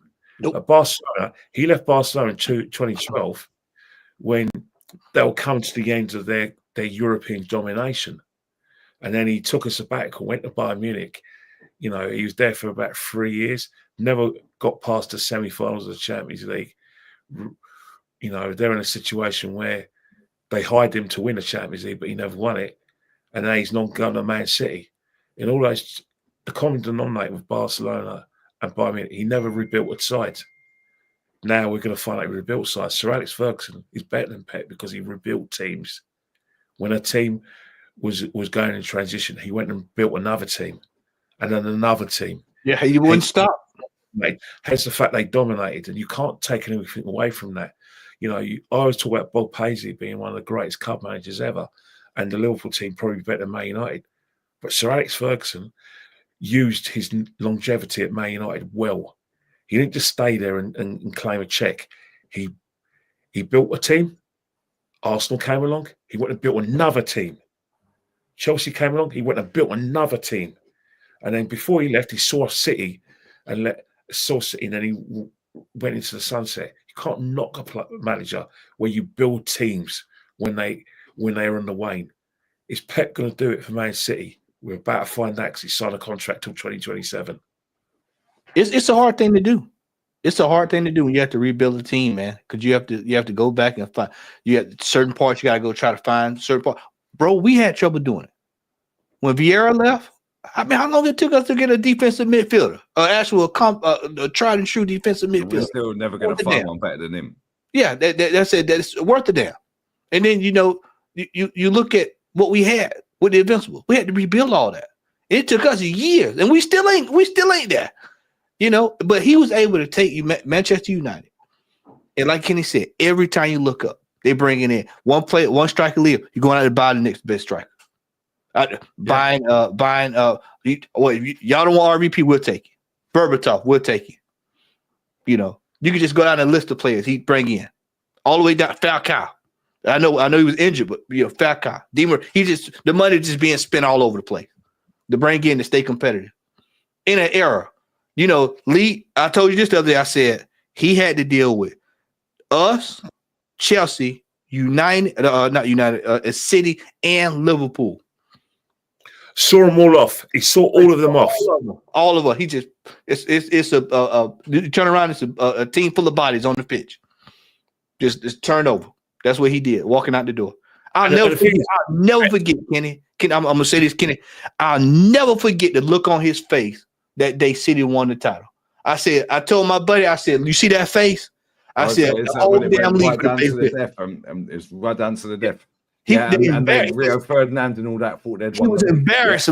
He was embarrassed. It was the first time I actually seen him like straight out embarrassed because they thought they had finished about 2-3 minutes later in it, and they thought they'd won the league.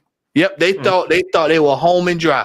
And I looked to a buddy of mine that was a coach. I said, buddy, this man is gonna make the entire league pay for this right here. I said they just signed their death check. And what happened the next year? Roll the league. And you know what's crazy as well? Yeah, I know we're going to wrap this up in about 20 minutes. Either of you two need to leave. Bounce. DJB is going to come on for 20 minutes or so, yeah? I'm going to send him the link now. Kenny, Matty, if you need to leave. I'm good, bro. We'll stay here. I'm going to email DJB the link now. He's going to jump on, yeah? But when that happened, yeah, right, and we see them win that league, that was the worst Man United team. Yeah, I know they had, like, Van Persie and all of that, like, years, like, when he left. Yeah. And you're looking at that team, but you look at the players in that team, yeah, they're fucking pissed the title now. But back then the level was different. Yeah. And it's just like it's so jarring, yeah. Because like you said, Matty and Kenny, yeah, and the chat, like the levels back then were different. And I always see people saying, like, oh yeah, but the points tallies it's harder to win it now. Yeah, it's only hard. It's harder to win it because 90 points, apparently. 90 points is the benchmark, yeah? Okay, cool. Well, that tells me that when it was 70-odd points, yeah, the shit teams were better than the shit teams now. Yeah, because when you're getting a Burnley, a Southampton, and all these other shit teams, Luton, that are just rolling over, back then, every team was stacked with at least 2 or 3 ballers. Darren Huckabee at Norwich, Matt Letizia at Southampton, Bolton, they always roughed up everyone. JJ Okocha, Ivan Campo, all this lot, Djorkaeff. Yeah, every single team was stacked. Yeah, and now they're not stacked. It's like they just fold. They just go, we accept our fate. We know we can't win today. Lee, I had some shout out to Hooks. Hooks asked me the other day. He asked me what the 1998 Arsenal team walked the league. I said, bro, they turned this league over. Gary Neville said that on the podcast the other day. Gary Neville said in the podcast the other day, he said the 98 Arsenal team was the fucking hardest team he's ever played against. Yeah, he said it on the podcast, and Gary Neville was up against what, fucking Overmars? Yeah. I said, he goes, I couldn't deal with the guy, mate. He goes, like, 1 minute he's here, then he's there. Didn't know if he's coming inside or outside. Goes, that team had pace and power. But one thing it had, as well as pace and power, was technique.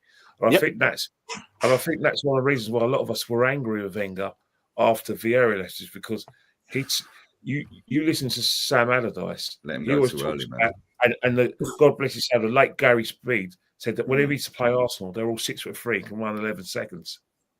Yeah. Thanks. Yeah. Thanks. Big up DJB. Before I get you to say your comments, my friend, let me just grab these super chats. Big up to Kev Brown as well, Man United fan here. Big up, lads. Big up to you, mate. Yeah, but unfortunately for you, we're going to ruin your season, mate. Yeah, we're going to beat you to Wednesday. And then we're knocking you out the FA Cup, and I beg you beat Spurs and we beat Palace and we get you in the... In fact, I want you in the final. Yeah, the League Cup final. That'd be great. Yeah, that'd be great. Big up to you, though, Kev. Always love. Appreciate you, man. Big up 7-inch as well. I hope you're back to full health as well, my friend. Yeah, because I know you've been up and down in the trenches and all that. Great discussion. Do you guys think Pep will spend like crazy in the winter, January window? If so, who will he get? I think they've got a couple of signings lined up. Yeah, they're going to get 2 midfielders. They need 2 midfielders badly, mate. And I think they'll get a backup striker. Who them players are, I'm not so sure. If I was Man City, I'd go and get Morgan Rogers straight from Aston Villa, Zubimendi, and then Duran from Aston Villa as well. He's happy to sit on the bench at Villa. Why wouldn't he be happy to sit on the bench at City? But I don't know. I don't know, man. But big up to you, mate. I hope you're good, my friend. Big up Rasta Stocks as well. I hate Liverpool more than any club. Talking about free Suarez, I hate that club. Well, I hear it. I hear it. Bless up to you, my friend. DJB, welcome, man. Thank you for jumping on at short notice as well. That's Appreciate all right. it, man. What are you saying? Welcome, guys. Are you Matty and Kenny? Great to see you guys. Well, what can I say? I mean, I'm shaking about Wednesday's game. I was just listening to you all on the chat, and Man United, I've just got so much. It's deep. It's really deep with me, Man United. You know, obviously Tottenham and that being our local rivals, but Man United goes real deep in with me. And when that FA Cup draw come out, you just couldn't write it, could you? I mean, all the teams that were in there, the Tamworth, Dagenham, Redbridge, all them teams, and Man United. Stanley. Oh, it's incredible. I mean, I'm going to be a bag of nerves come January. I mean, but he is, Lee, I don't know what the guys think. He has got to go big with that one. You know, I mean, because we could potentially be champions. I mean, Champions League is probably not in our reach. The Premiership could be gone. Looking at Liverpool's fixtures over Christmas, the Premiership could be gone. Who knows what's going to happen in the Carabao Cup? So he's got to go big. He's got to play a full team out against Man United on that day. I don't know what the boys think, but because I think with this new manager that Man United's got, they're definitely going to go full team against Arsenal, because that is one competition he's probably thinking, okay, I can win that in my first season. So I mean, I don't know what the boys think, but I personally think that FA Cup fixture is going to be a massive game. Yeah, I think I could actually see. I mean, it's the cups are always a good launching point for a coach's career, which is why we always, it really disappoints me that we're 5 years in here, and that this manager has, pissed him away. Now, yeah, I know he won the water break cup, but still, I mean, it's a case of he's had opportunities to pad that and create somewhat of a legacy. And you've seen coaches like Klopp come in. You've seen Pep. It was funny yesterday. Pep. Throwing up all these numbers and stuff. And you've seen him. You've seen them. Come in. And even before Pep, as Kenny was talking, you had other coaches, man. That was over. You had Pellegrini. All these guys. They took the other cups and stuff serious, and they got it done. It's just a matter of. It's like I stated earlier, JB. I just. As much money as in time that has been invested in this team, we have to win a cup double this year. Minimum. It's time to have that discussion. It's time for us to start talking about a cup double, because this team the talent. We know the talent there. We've competed for. We literally was challenging for a time. So why can't we challenge for a one-off cup competition? Like you said, you know, we've got them at home, right? Lee, if I heard you say that right, we got United is home, right? It's at home, yeah. So, bro, it's no excuse. It's absolutely no excuse that we shouldn't be pushing Mate, this on. manager, mate, it's always about in here. This manager has only won 2 FA Cup games since he won the FA Cup. 2. Nah, got to change this year, Lee. That's got to change this year. Go. What do you make of it, Kenny? You know, in terms of like the us going for the cups, yeah, I think it's important that we do go for the cups because the simple reason is that I always say, and I've been wrong because I always thought that when we went 9 years without winning trophies under Arsene, that if we won the FA Cup, that would be a prelude to us actually making a successful challenge for a championship, but never materialised. We were still that top 4 side, you know, even though we retained the cup one in 2017, we weren't that kind of side. But I think this team is a bit different. This team is close to winning the title. They're a very good team. Regardless of what how I feel about certain players and how inconsistent they can be, this team is a lot better than the teams that we had under Arsene Wenger in the Emirates area. So I think if this team, won the FA Cup and League Cup double, or even a European Cup, really want that, I think that this will galvanise them and think, you know what, we know how to win now, because that's the thing. You can win all these games, you can make a challenge, and you can be competitive. But being competitive and knowing how to win is night and day. Competitiveness is there, but winning, that's another level. That's why when I hear, obviously my sister from Ridgely Park, Sophie Nicolau, she always puts it perfectly for me, where she says, the team's there, we've challenged, but up there, have we got it mentally to win trophies? And I'm just talking about League Cup and FA Cup. But I do think that this team wins a major trophy, then this can be a prelude, because this is a good team, and I think it's actually a challenge for us Arsenal fans, because when you hear our younger fans, you hear people from a Disney Channel bigging us up. If we win trophies, they got a right to big them up. Then you can say Saliba's better than Van Dijk. Saka is up there with Salah, because one of the reasons why people in football push back about the comparisons between Saliba and VVD. VVD's won a Champions League. He's won cups, FA Cup, League Cup a few times, and he's won the league title. Saliba hasn't won a major trophy. The same with Gabriel Magalhaes. When these guys, or if they win trophies, then we can just think, you know what, the shutters can come down, and then we could start having conversations.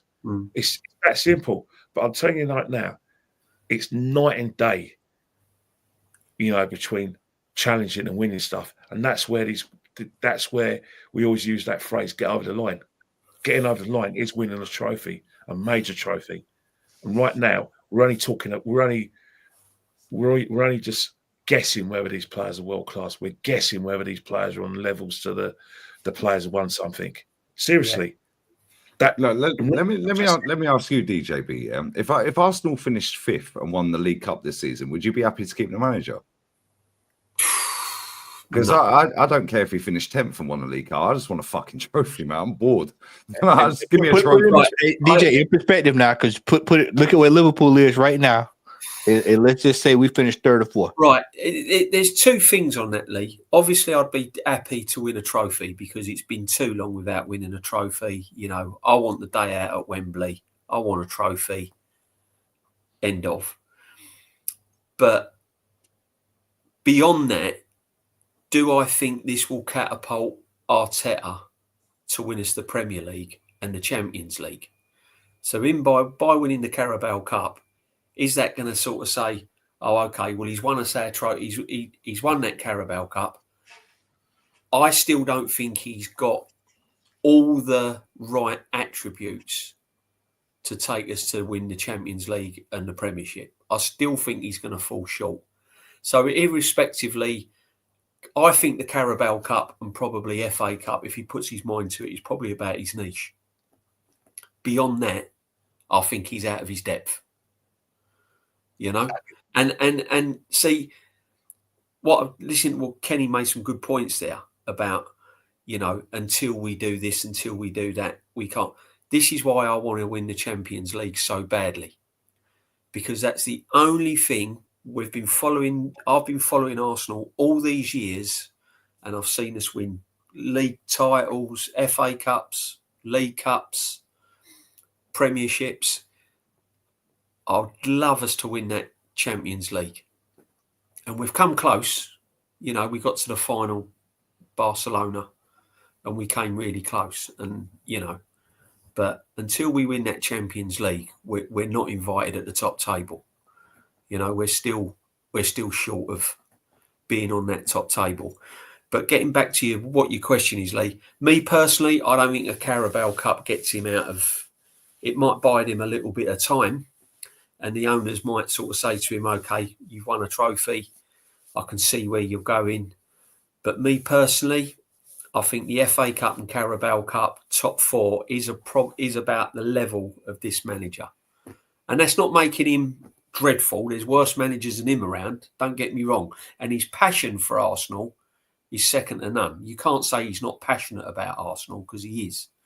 You know, I think I mentioned it yesterday when, you know, his heart and soul's in it. But I think there's certain things that he's lacking that's going to take us to the next level. Experience. So, yeah, I would be over the moon if we won the Carabao Cup. Of course I would. You'd have a nice day out of Wembley, mate. Exactly. Any cup to me is important, because I'm old school. The League Cup years ago, Kenny will know, was massive. Your League Cup, you know. Road to Wembley and all that, follow the helicopters. Yeah, the suits, exactly. all of that. League Cup, FA Cup was a whole day. You know, you'd get up there. I remember getting up in the morning, having me breakfast, turning on the TV, watching the players go down to the coach. Cameras on the coach, interviews with the players at the breakfast table. The songs had all come out for 2 or 3 weeks before on top of the pops. You know, it was part of your life. It was part of you growing up. And even people that didn't fucking watch football, they're like mums, dads, aunties, like FA Cup final. It was like the World Cup final. People that don't watch football, everyone watched the FA Cup final. Yeah, and it's like the Grand National. Whether you might not bet all year round, you might not have a fucking clue the names of the jockeys or the horses. But I bet you come the Grand National. I'll be very surprised if you done a poll and said who's never had a bet on the Grand National. You won't get many. Once a year punters, isn't it? DJBs. Once a year punters. But exactly. You notice as well. The FA Cup wasn't just watched in the UK. People in Holland used to talk about the FA Cup final. Yeah. People in Australia, all over the world, that was their one day. And I think what it is as well, if you look at the rest of Europe now, they have their finals on neutral stadiums, where stadiums have one half Barcelona, one half Real Madrid, one half Dortmund, one half Bayern Munich, one half Internazionale, one half Juventus. They've copied in the FA Cup format in terms of the final in a neutral ground, where they've looked what's happened. Look at our Wembley, and they've done it. So it's a shame that, you know, Lauren's right. Rupert Murdoch, in terms of what happened with Sky, they've murdered the FA Cup, murdered it. Well, you know, no replays now for small clubs. I'll tell you another thing that murdered the FA Cup. I mean, if it weren't for the FA Cup, I don't think the Premiership would be where it is now, because it was the FA Cup that got fans around the world interested in our game. You know, and what I think the killing of the FA Cup is when they have the semi-finals at Wembley. Yeah. That's what killed the FA Cup. Villa Park. That's what killed the FA Cup. And you can't tell, why do they have to have the semi-finals at Wembley when you've got all these brilliant stadiums? You've got Etihad, exactly. You've got the Etihad, you've got Manchester, you know, you've got all these stadiums. because one of the good things about the FA Cup, it was your sort of one time you played at Wembley, and playing at Wembley was everyone's dream, and going to Wembley as a fan was everyone's dream. Now you go to Wembley, it's like rocking up at the Emirates all the time. You know, it's just a normal stadium. So having the FA Cup semi-finals at Wembley, that killed it as well, I reckon. You know, Eric Smith, KM, IGB was right as well. Sir Alex Ferguson and the Labour government forcing Man United to go to that World Club tournament, World Cup in 2000 because England were desperate to get the World Cup, 2006 World Cup, because they were under pressure from the sports minister Tony, I think, the sports minister who is the MP for Newham. That didn't help the FA Cup as well. That was another kind of how to say it, the springs in the bed, were like I said, got destroyed in that respect because of that decision. You know what I mean? No, facts. Yeah, mate. Listen, the FA Cup was watched all around the world. Yeah, and like we've had like proper goats of the game, legends of the game come out and say like, I got into football because of the FA Cup. Yeah, the FA Cup's the biggest game in the world. In Holland, Pele even said it. I think Pele said that the FA Cup is the best club competition in world football ever. And I still reckon now, Lee and Matt and everyone, I still reckon if you was to ask most of the professional players that are playing today, especially people like Declan Rice and your people that have been, I reckon that most of your players, if you said to them, what would you do to have an FA Cup medal, they would bite your hand off. It's still important to them. Ashley Cole, remember what we say, no matter how we feel about Ashley Cole and how he feel that he was treated by the club or how we felt we treated the club, he can easily go to bed and will go down to his safe, open the safe, and he's got a litany of FA Cup medals, few with us and few with Chelsea. Yeah. He'll think, you know what, I've done everything, mate. I played so many FA Cup finals and I've got so many winners' medals. Yeah.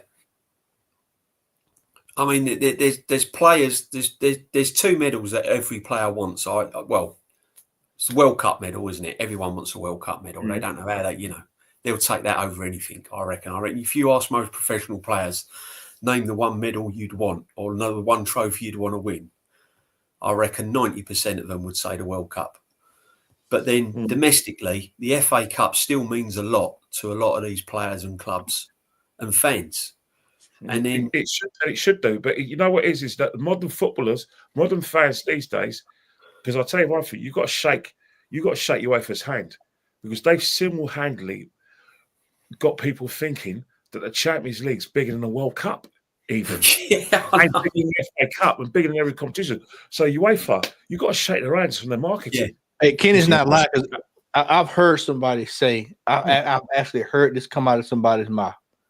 They say, "Oh, the Champions League is the Super Bowl of football." I'm like, "Well, what the hell is the World Cup then?" Like, well, what the hell is the World Cup then? If that's the case, So I'm like, no.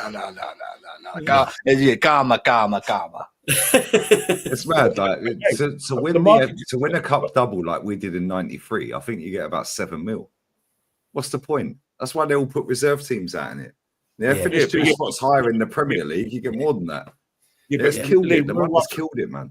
Yeah, but remember one thing though, it's easy to get the headmaster's cane out for the and give the big clubs 7 of the best, 6 of the best. But the real teams that should be getting 6 of the best are teams like it's the bottom half teams in the Premiership and the teams in the Championship who have the audacity to field reserve teams because they're thinking, well, I need to get promotion to the Premiership. I need to stay in the Premiership. How dare you? I mean, do you remember there was one prat who used to play for Reading, Tottenham fan. His name is shock. He's a Tottenham fan. But he played for Reading. He's a Tottenham fan, but his name was what's his name again? ginger player. I forgot his name, but his name. Oh, I know you mean. Ben Watson. Oh, Kitson. And he had the audacity to say, "Why do I give a?" He said he couldn't give an S about the FA Cup. We ain't going to win it anyway. Blah blah blah. And I'm thinking, a Reading player saying that says it all. But Sam Allardyce used to play reserve teams in the FA Cup. Yeah, if you look at the honours board of the FA Cup and even the League Cup, it's always a team from the top six who's won the competition. Pretty much, yeah, pretty much. Yeah, like, it's embarrassing, man. Yeah, it pisses me off as well. No, because the way they've changed the sponsor, Coca-Cola Cup, Milk Cup, Carabao Cup, like the way they've changed it over the years, it just pisses me off. Like, cool, have a different sponsor. Yeah. But the money for winning it ain't worth these clubs doing it. Yeah. Yeah, it's like Wenger used to throw the kids out in it. Yeah, the kids that get to the final. It's like now put the proper team out against Chelsea. Yeah, fucking Chelsea bring Drogba off the bench and ruin us. Yeah, Birmingham do us. It's like, come on, mate. Fucking that Birmingham game, bro. Like, Birmingham, Koscielny and fucking Szczesny, do me a favour, mate. Yeah, Senderos up against Drogba. Yeah, Walcott scored his first goal for us that day. It just brought back some bad memories. We did well to get to the final, but now play a proper team, Wenger, for fuck's sake. Do you know what's mad, yeah? Wenger probably could have won 5 titles more. He could have won 99. He could have won 08. Yeah, he could have won 14 and 16. Yeah, and, well, okay, so 4 titles more, maybe. He should have won 2003. He should have won 2003. 2003. That was fucking Viduka, wasn't it? No, that was 99. Yeah. Or was it 03? No, it was 2003. It's 2003. Yeah, so there's 5. Yeah, now add in the fucking European finals he lost. Right? Now add in the League Cup finals he lost. Right? He could have won 7 or 8 more trophies. Like, literally. Yeah, it pisses me off, mate. And it's like, close, yeah. And then when let's say we didn't win, let's say we won half of them. All of a sudden, we've got another couple of League Cups. We've got another couple of fucking titles. All of a sudden, we've got a bit more respect and we can throw our fucking weight around. Yeah, we're sitting there with 3 Premier League titles. Lee, could y'all imagine? Because at that time when we played Birmingham City, man, we were starving. You hear me? Y'all remember that? Y'all see y'all young bucks don't remember that. Y'all young bucks. As soon as that fucker started doing backflips, I turned the fucking telly off. Man. Bro, I'll never forget. I remember watching that. It was I remember just like we just did. You kick the ball down the pitch. It's a routine. You like, oh, okay, this is get dealt with. Szczesny, Koscielny. You say to me, to you, it was like the Chuckle Brothers. Yeah, and then Martin. JB, were you at the final? Were you at that game? It was you, Kenny. Yeah, I was at the game. I just remember, right? We being a bit cheesed off that it actually went the extra time. But I just remember as soon as that happened, there was a massive groan at the Arsenal end. It was a groan lasted forever, and all you could see was people. All you could see is you could actually hear seats going up because people just left and went, "That's it," and walking out. They didn't even wait for the final. Some fans. I'll be honest, Kenny. That was one of my worst moments as an Arsenal fan, and I've had quite a few. I've had quite a few, and obviously the Champions League against Barcelona. That was a real. It took me weeks to get over that. I've never got over it. That was a heart ripper. The reason why I never got over it, I never got over Henri's miss, and I never got over the refereeing of that day. I'll never forget that referee or forgive him. No. I hate that referee to this day with a passion that I could die for, because it was just. I've never seen such corruption live in front of my eyes. I was football was a clean game. I knew football was dirty, but when I saw it with my own eyes, in the flesh. That's when I thought. That's when I hated Barcelona. But they could not. I'll be honest, Kenny. I think that was the 50th. That was the 50th year of the European Cup, wasn't it, or something like that? Right, yeah. It was its 50th year. Right. I've got the program and everything. Yeah.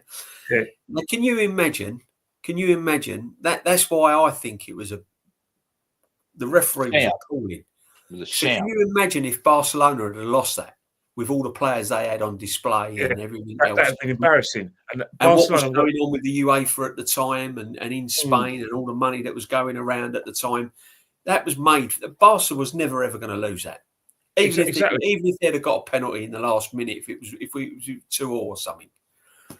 Yeah, it was terrible. Do you remember 3 years later in that semi-final against Chelsea? Now we all can't stand Chelsea for the rivalry, but they talk about holes. But that corruption in that semi-final. The job. I'll tell you one thing: they had 3 clear-cut penalties. Yeah, they waited the amount of injury time. They had 4, Kenny. Me and Lee we watched the game the other night. We actually watched the game the other night. It was 4. I can't watch it. It's corrupt. Yeah, but that if you think, and I thought our one against in Paris was bad, but that the referee in that semi-final in 2009 at Stamford Bridge, to this day, how this referee was never investigated for corruption, I'll never know, because that was the worst. You remember that night, Lee? We watched that game. Go back and watch the game. Shocking. How can a referee get away with such, poor? I don't know. I can't get the words out. VAR's been introduced now, though, isn't it? There's a lot of criticisms about VAR, but can you imagine if VAR was at that game? Could you imagine?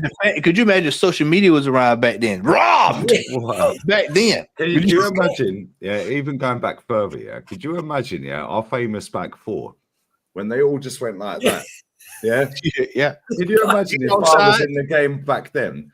The linesman wouldn't have put his flag up. It would have carried on, and then they'll check it. Half of them goals were fucking, or half of the players were onside. But because they all did it in unison, the liner went, well, they fucking, offside. Yeah, half of the fuckers were probably onside. But that's, George Graham would have won fuck all. you criticise VAR, but when you look at our game in the 2006 Champions League final, you look at that semi-final 3 years later. That game pissed me off. VAR for those sort of corruption. To this day, I would love to see DJB. Was you at the final? I've never got over it. I was saying to Kenny, Kenny's the same. It's one of them. We was going back to like the Birmingham game. That done me that day. But that Champions League, I'm still not over it as today. I can't even watch the highlights. That's fucking Henry clean through twice. Honestly, I've never watched. This is honest truth. I've never watched that game back since. Never.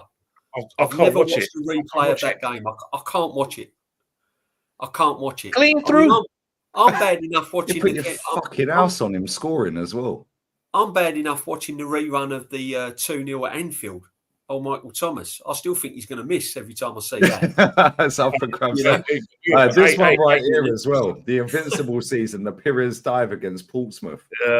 That's true. Yeah. Portsmouth. Yeah, we would never have been invincible. No. Guys, there's one game and it actually involves Liverpool. And I think that's where I suppose the hatred of Liverpool comes from Arsenal fans. That 2001 FA Cup final at Cardiff. I was at that game.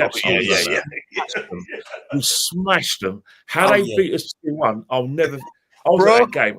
That little fucker came off you the talking bench. about pissed? Oh, I was so bad with Michael Owen, bro. Like, handball should have been a penalty. Can't watch that either. Yeah, but then on the flip side of that, Man United smashed us when Vieira won the FA Cup on a penalty shootout. Yeah, we spoke about this yesterday, didn't we? It was like swings around. Yeah, it's just like that. I won at the 05, but I was at the 01. We got revenge against the wrong team, though. We got revenge against the wrong team. That's the thing. Yeah. But you know what, Kenny, and Matty, and the chat as well. We spoke about this yesterday, DJB. Yeah, bless up for coming on again, but we're going to wrap this up in a minute. I know it's late where you are as well.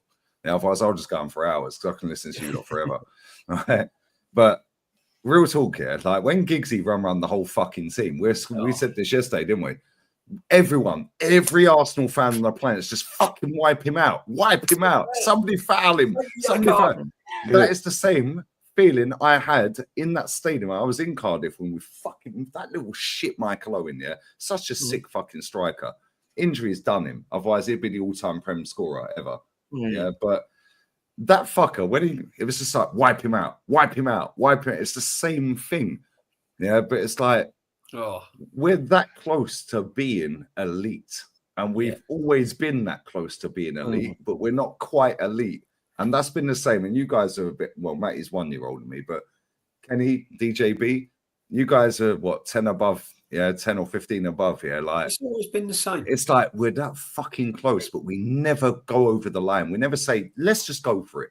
Kenny, I know why. I've got a reason. Go on. You ain't going to like this, DJB, but I have to say it's this. I've got to speak from the heart. As long as we have this, the Arsenal motto, and we have the classy Arsenal do things the right way, we're never, ever, ever going to win the Champions League or dominate like we should do, because our heritage, how do I say it? The Latin motto, Victoria Conquista de Crescit, whatever they call it anyway. Victoria Conquista de Crescit, that holds us back. Victory through harmony, guys. Victory through harmony. But people take harmony off. We just leave Hillwood's got us back. People like Ken Fryer, Lord Peckham hold us back because they have this kind of the Arsenal thing. Whilst if we went down the road of Chelsea and Man City, we'd be dominated by now. But we're not brave enough to do that because of we're held back by our Arsenal, the traditions. You know, doing things the classy way, the Blank of England club. Oh yes, we don't spend money on big. We like to do things organically. We're like this at Arsenal. We're not winning the league like that. Kenny, I remember when City came into the money, and I remember I told my buddy, I said, "Where the hell is our sheet?" I said, "We need money. We need to be buying." I said, "You see this?" I said, "They coming in, they buying everything. We up here. We up Kim Castrom." I said, "This is what we buy. We buying the lowest of the low. We buying the lowest of the low. Yossi Ben Ayoun. I'm like, what is this we buying? Everybody else buying the best world class footballers." And like Kenny said, this football team has lacked a ruthless streak for the years I've been supporting. Apart from Henry Norris and Danskin and all that back in the day, yeah, that's when we were the Bank of England club, all that bullshit, right, which is why Tottenham don't like us. Yeah, but that was when we were fucking ruthless. Then we just suddenly got this classy Arsenal. Yeah, now we've got Lord Harris of Peckham. Like, piss off. Has he ever fucking been to Peckham? Like, do you know what I mean? How's he a Lord of Peckham? He probably don't know how to spell it. He knows how to take his dividends. Alan Sugar's called Lord Sugar of Clapton. At least he grew up in Clapton. But it's true though, guys. It's been like it for years with Arsenal, though. I mean, you know, the times, our entire lives. Times, honestly, the times I've sat there and seen, I'm going back years when we've been that close, and I'm going, well, why don't we go and sign this one? Why don't we go and sign that one? And we've ended up with some sort of, you know. Hey JB, we pull up with 40 pounds plus one for Suarez get turned away and don't go back. I'm like, bro, don't go back. Why don't you go back? They turned the 40 plus one. Let's make it 43, 45, 46. Let's just go back. 50 gets him, and then we sell him. Yeah. He wins us a title twice. Then we fuck him off to Barca for 75 and make a profit. Yeah. But we bought him for 50. If we had gone there, instead of taking the piss and gone, we'll give you 45 first bid. No. Okay, cool. 50. No. 57. 55. 52 and a half. Talk to me. Look, even back then when we bought Malcolm McDonald. Do you remember when we bought, was it Malcolm McDonald? We bought, it was £333,333.34 or some bullshit, wasn't it? No, fuck off, mate. But wasn't we, am I right in saying we was close to signing Zlatan at one stage? Yeah, they asked him to do a damn trial.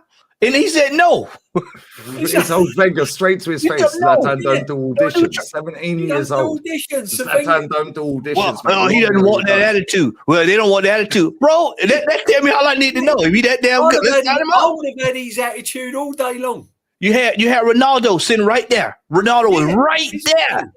Was right there. Didn't pay the money. You you remember now, y'all, the real one's gonna remember this. Y'all remember when we was goofing off with Aaron Ramsey and we had to hurry up and sign him. Y'all remember that? Because United was coming in. Yeah, they started sniffing around, and they forced their hand and making them go ahead and spend. I think it was 15 million we got him for, or whatever. You know, yeah, 5 mil. And Man United was sniffing. The players we've missed out on at this club is just. Oh well, I almost signed this player. Yeah, I almost fucking smashed fucking Kenny Brook as well, mate. That's out to 15 million. We did get Charlie Nicholas, and look how he turned out for us. Yeah, Champagne Charlie and that. And do you know what's crazy? Yeah, haircuts. The only thing he did. He was the Beckham before Beckham, wasn't he? Yeah, exactly. The funny thing about that is old Noel Quinn tried to copy him. Yeah, that was the haircut. Right. He was the most boring footballer of all time, isn't it? Let's be real. Noel Quinn tried to copy Charlie Nicholas with all his hair and everything, and he just didn't look right. Do you remember when we grew up in Islington? I remember, obviously, when you're playing in the Astros at Market Road, or you're just playing in the like in the flats at Andover Estate. All the guys, obviously, I could have a Charlie Nicholas haircut. You could. You know what I mean? Most of the guys had a Charlie Nicholas haircut. I bet you had a Kevin Keegan as well, didn't you? I didn't quite go to the perm.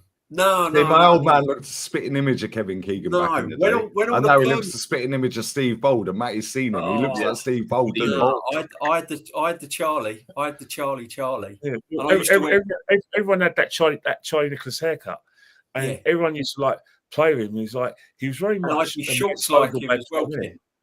Yeah, I had the shorts with the top over the top. So remember the shorts? Remember the shorts that were like boxer shorts? They were like the length of boxer shorts.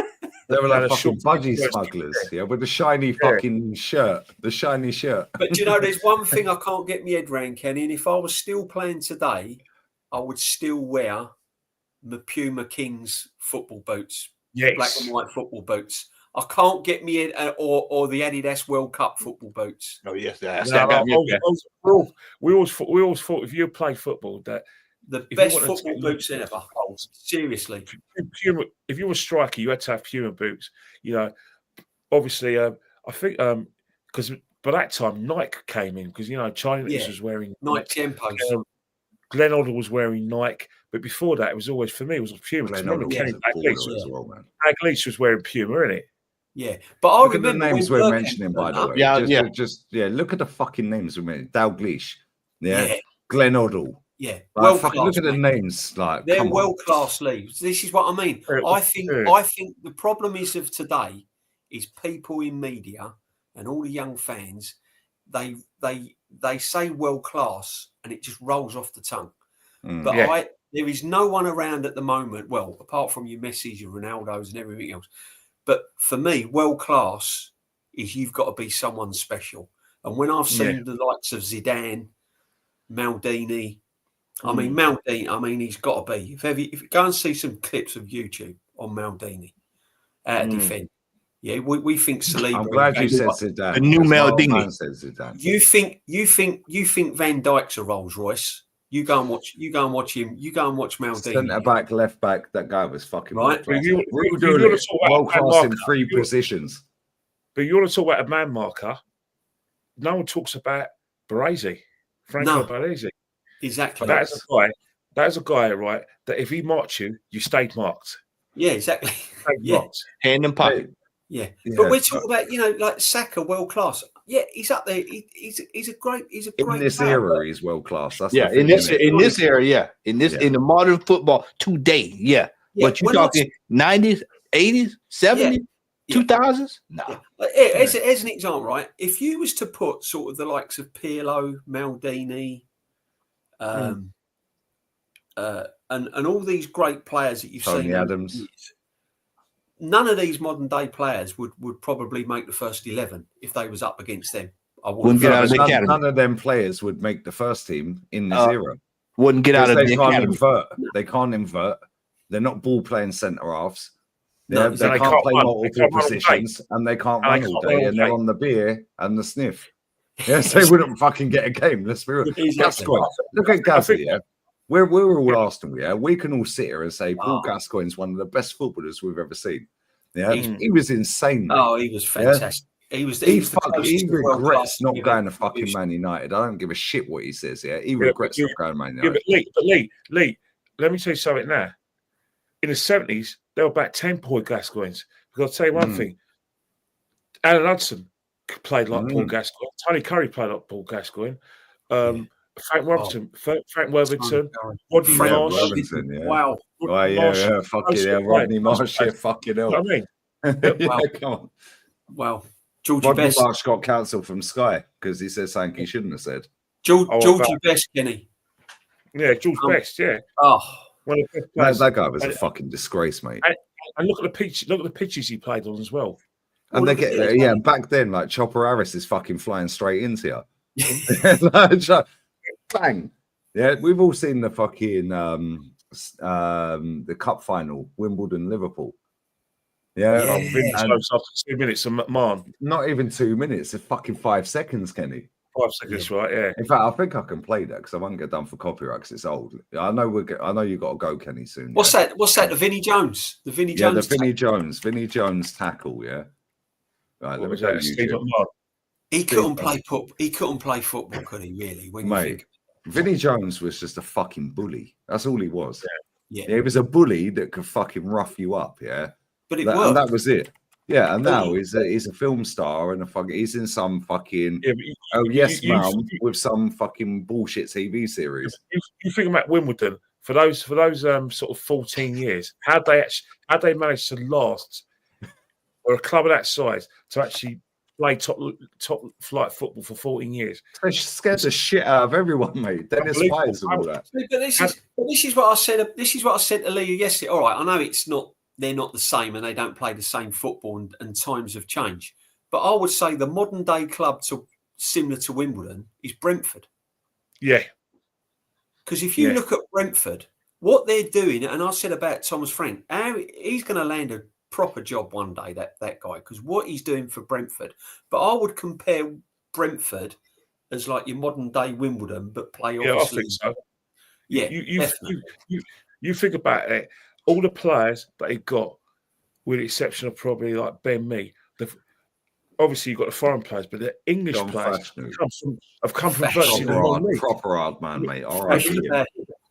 He was dirty. He was a vicious man as well. But you think about Brentford, fucking hard bastard. You think about Ivan Toney was a lower league. Was at Peterborough.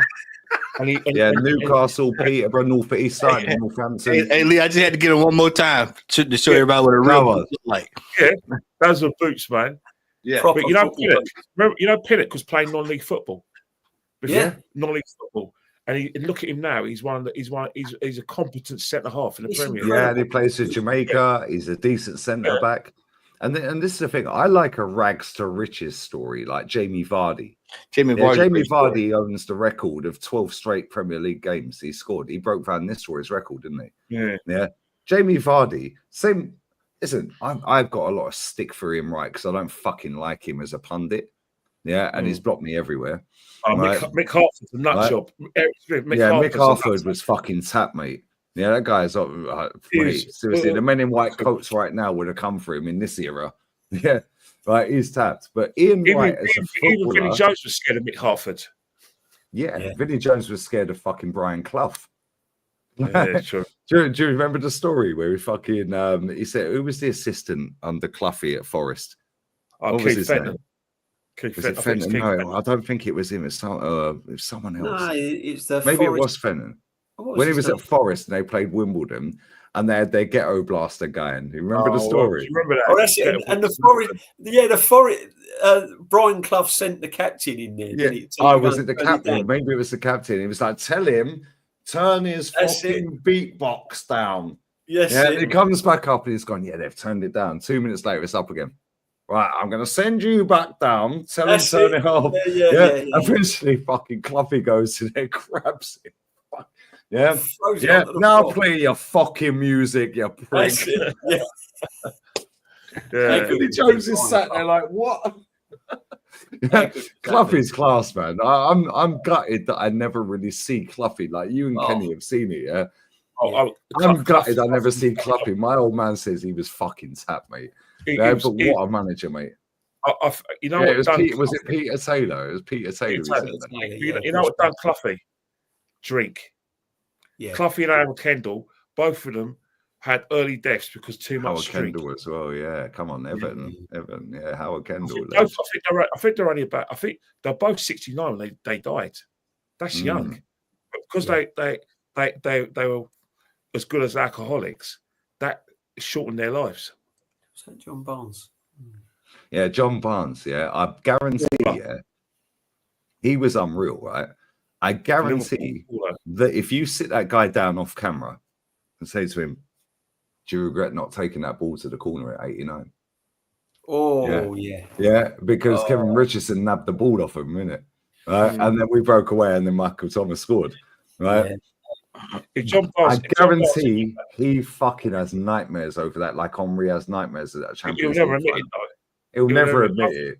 But you know deep what? down, he knows, mate.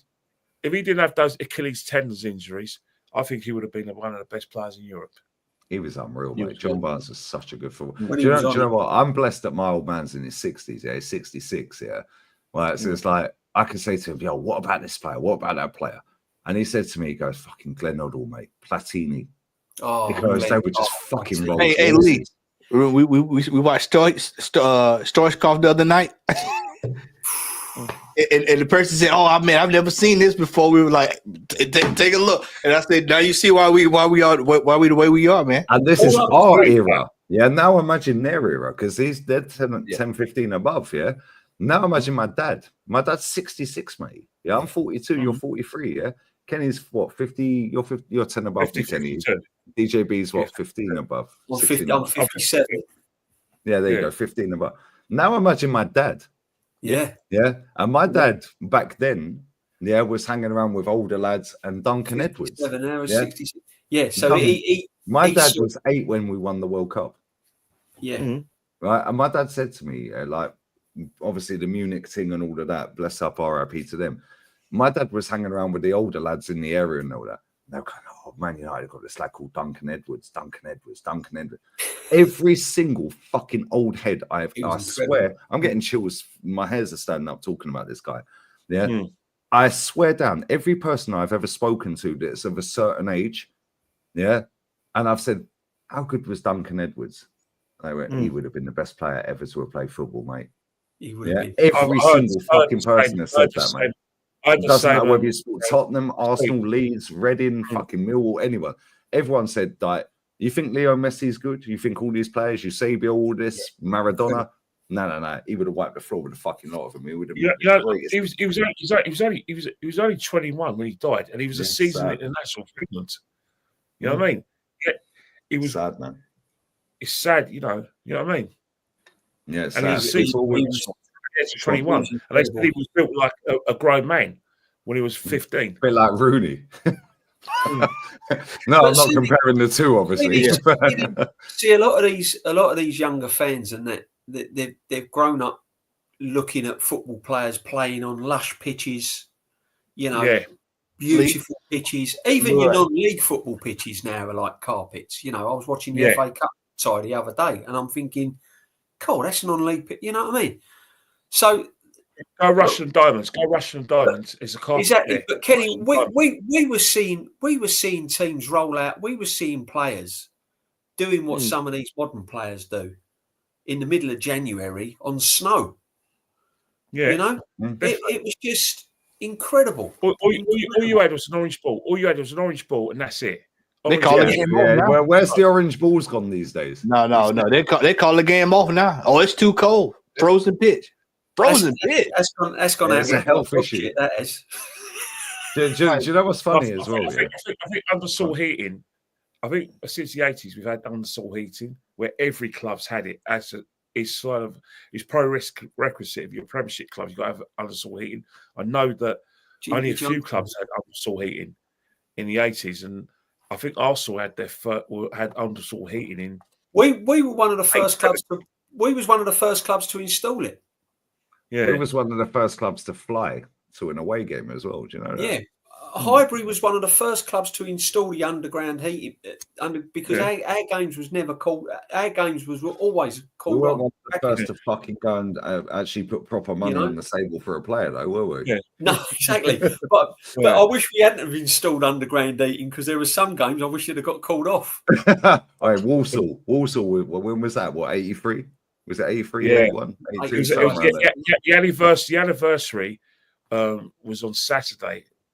41 years when Arsenal lost 2-1 at home to Walsall, which was the end of it was basically after Walsall. I think it was West Brom, and then West Ham thrashed us, and then after that everyone wanted Terry Neal out, but Terry Neal should have.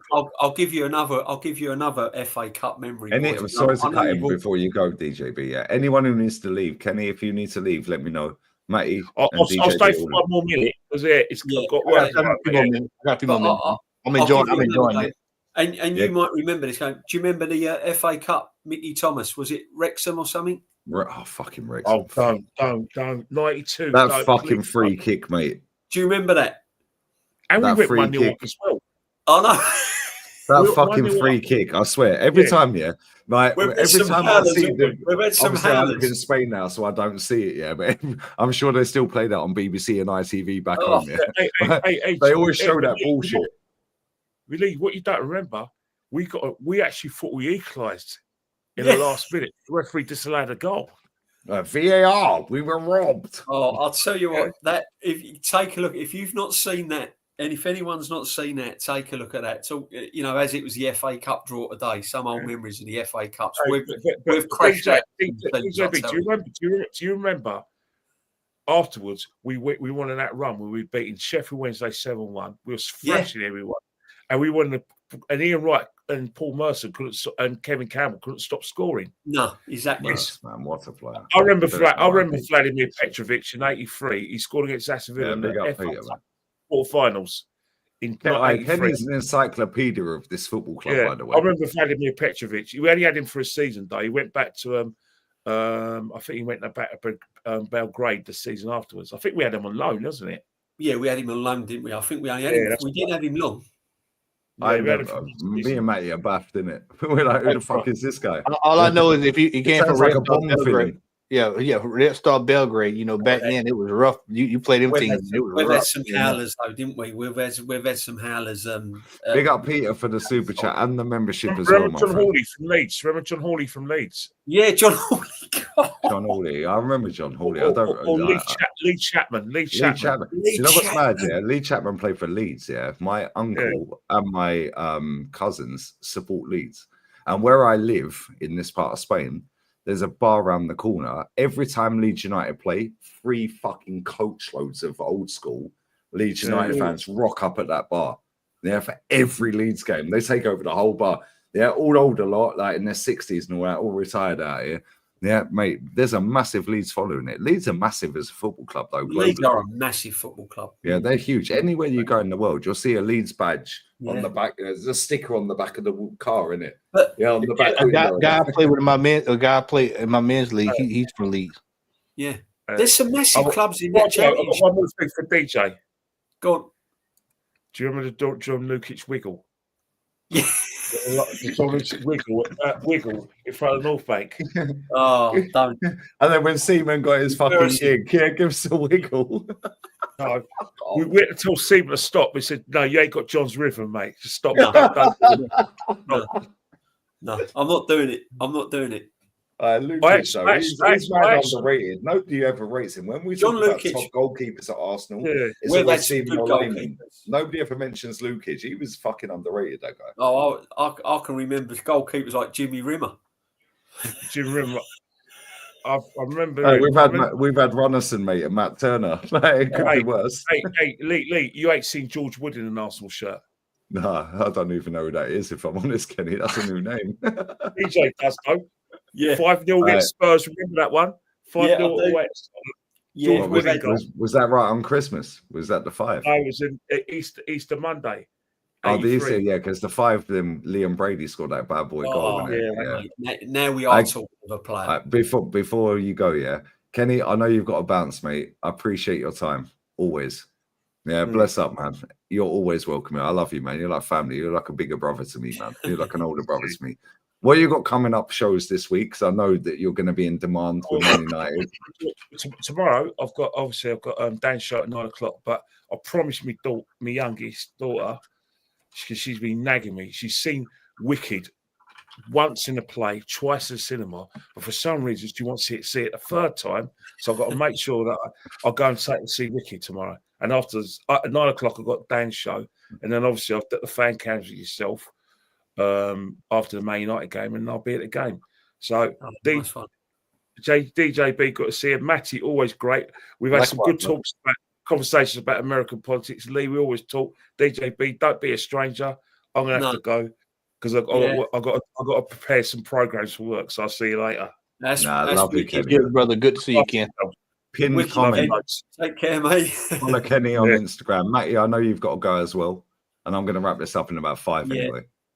But Matty, always love, brother. Absolutely enjoyed this tonight, man. This was great. It's always great having the old heads on, chatting it up, man. Going down memory lane, man. It's always good, man. Southern Gunner here on YouTube Wednesday. I'll be back. Line text, I see you in the chat. We got some work to do. We got to get caught up, man. It's been too long, brother. So we'll need to do a together Georgie Hadji comp. That's what you need to do. Yeah. We need to.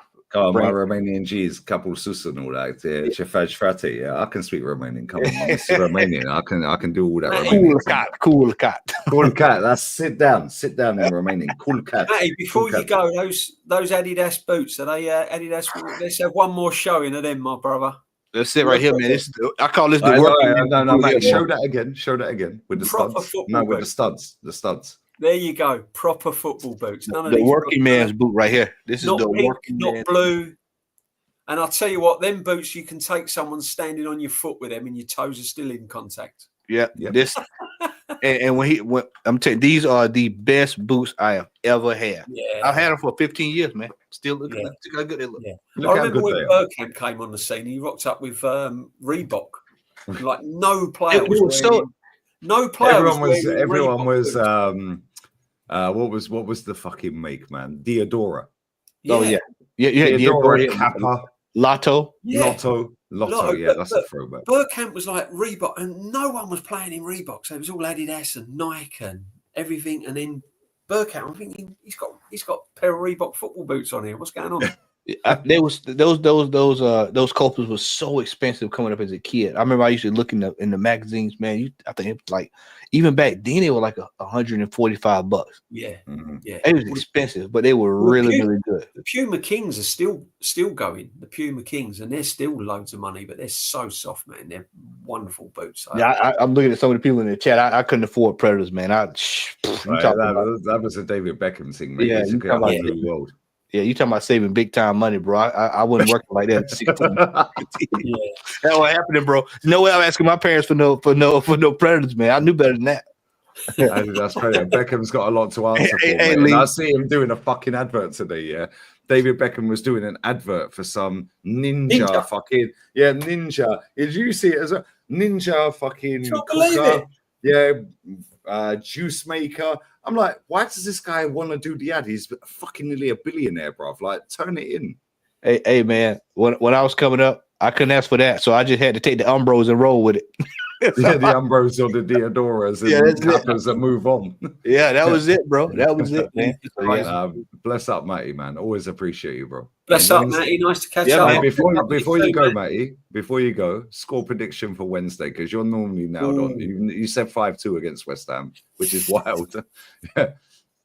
3-1 Arsenal. We're there for that. Come on. Make sure you sub to Southern Guna, link in the title. Matty, watch this. I'm gonna put a spin on it. They're gonna score first, and we'll come back and we'll sort it out. Yeah, there you go. Oh, are you doing a watch along, guys, to that? 100. I've only ever missed one watch along since I've had this channel, and that was Wolves. That's because my missus' fucking best mate had a wedding. Now let's go some Romanian wedding, bro. Yeah, it's the only watch along I think the game Wednesday is going to be like that, and I think it's going to be 2-2, and I think we're going to nick it 3-2. I think it's going to be high scoring. I think there's going to be goals in it, and I think 3-2. Come on. It'll be better than some of the last ones we've seen, because some of the ones in recent years have been kind of rough. So. Yeah. I'll take the Great. scruffy 1-0 as long as we get 3 points, even if it's a scruffy 1-0. I'll take it. But Yeah, go on, Matty Bounce. I'm going to do man. 5 more minutes. Cheers, catch you brother. later, Matty. It'd be good to see you as always, Lee. As always, see you on Wednesday, brother. Yeah, have a good one, man. Love my guy. Have a Love nice y'all, evening, man. Cheers. DJB, man, I appreciate you pulling through. Hold up 1 second. I'm going to grab these. Was the first FA Cup final held at the Oval? Ooh, good question. Matty, sorry, Scotty. He's a genius on this shit, so I'm taking his word for it. Final held at the Oval. This guy is like literally a historian on football. Yeah, I can't. No, I can't recall that one. I don't know that, if I'm honest. When was that? What, 1890 something? Well, where's Jez when we need? He was probably at the final. Yeah, Jez was probably at the final. Yeah, is he having a pop at me? Is he saying I was there? All right, big up Scotty. Scotty, I'll take your word for it, man. Listen, you're a historian on football, mate. Bless up to you. Big was up it to Royal Dale as well. Engineers or something like that, though? Yeah, it was probably, who was the fucking who was that other team? It weren't it's not Bolton. What were they called, man? Oh, mate. What were they called? Like that they were Northern fucking what were they called? Yeah, Wanderers, that's it. Wanderers, not Bolton, it was Wanderers. Yeah, 1872. Yeah, Jez's family were probably there, mate. I'm not even taking the piss. Jez's granddad was going in Chapman era in the 20s and 30s. Seriously? Yeah. Jez's granddad was going in the Chapman era, mate. I was right. I've just checked it. Royal Engineers. Yeah. I was right. There you go. March yeah, look, Wanderers versus Royal Engineers. There you go. I knew it was Royal and Engineers. I thought it was Bolton, but that's sort of the Wanderers. See, I knew we're it was there. Royal Engineers, but I can't remember the year. March the 16th, 1872. That's crazy. That is mad. Before we wrap this up, let me grab these quickly. If Arsenal sign Gyökeres, what left back do you want? Kieran Tierney, bro. Big up Richard Mills. Yeah, Kieran Tierney is our best left back, mate, by a mile. Save money. Get Kieran Tierney in the team. Get him in there. Get him a run in the team. See what he can do. He's not going to do any worse than what's already there. Yeah, facts. But he don't invert, mate. He's not sexy and we'll enough. save. And if he turns out to be solid, there, we're saving money. But yeah, he's not pretty enough though. Yeah, he's not got nice hair, and the Tesco's bag don't cut it with his boots in, does it? That's what it is. Do you know what I mean? Right, proper winner. Yeah, 14 trophies. 14 trophies. Yeah. Only player to have started the cup final. The stupid I do feel sorry for Tierney because again, I mean, at one point he was marked down to be the next Arsenal captain. Tierney at the back, Gabby in attack. We're on our way to Europa League. Yeah, do you remember that one? Yeah, Tierney at the back, Gabby in attack. Yeah, that's all gone south, isn't it? Exactly. It's crazy.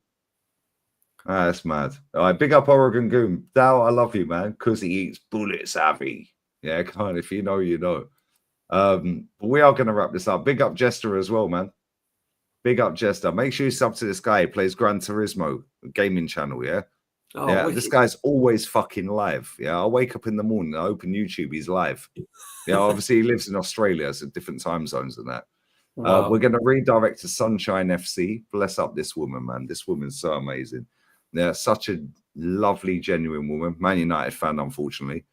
I'm on with her on her channel with Northside at 10 p.m. UK time, Tuesday. Nice. Today is my time.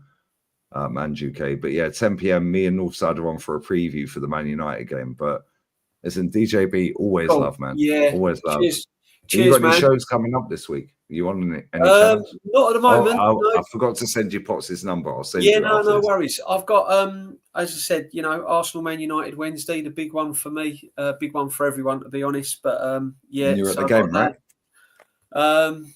Yeah, and that's about it. So, but yeah, always welcome and thank you again, Lee. And big up to all the listeners. And if you're not going to be around or not see me again, have a wonderful Christmas. And stay safe, everyone. Oh, yeah, actually, this dickhead, Lee is lying. He missed 2 watch-alongs, one because he ate a load of edibles.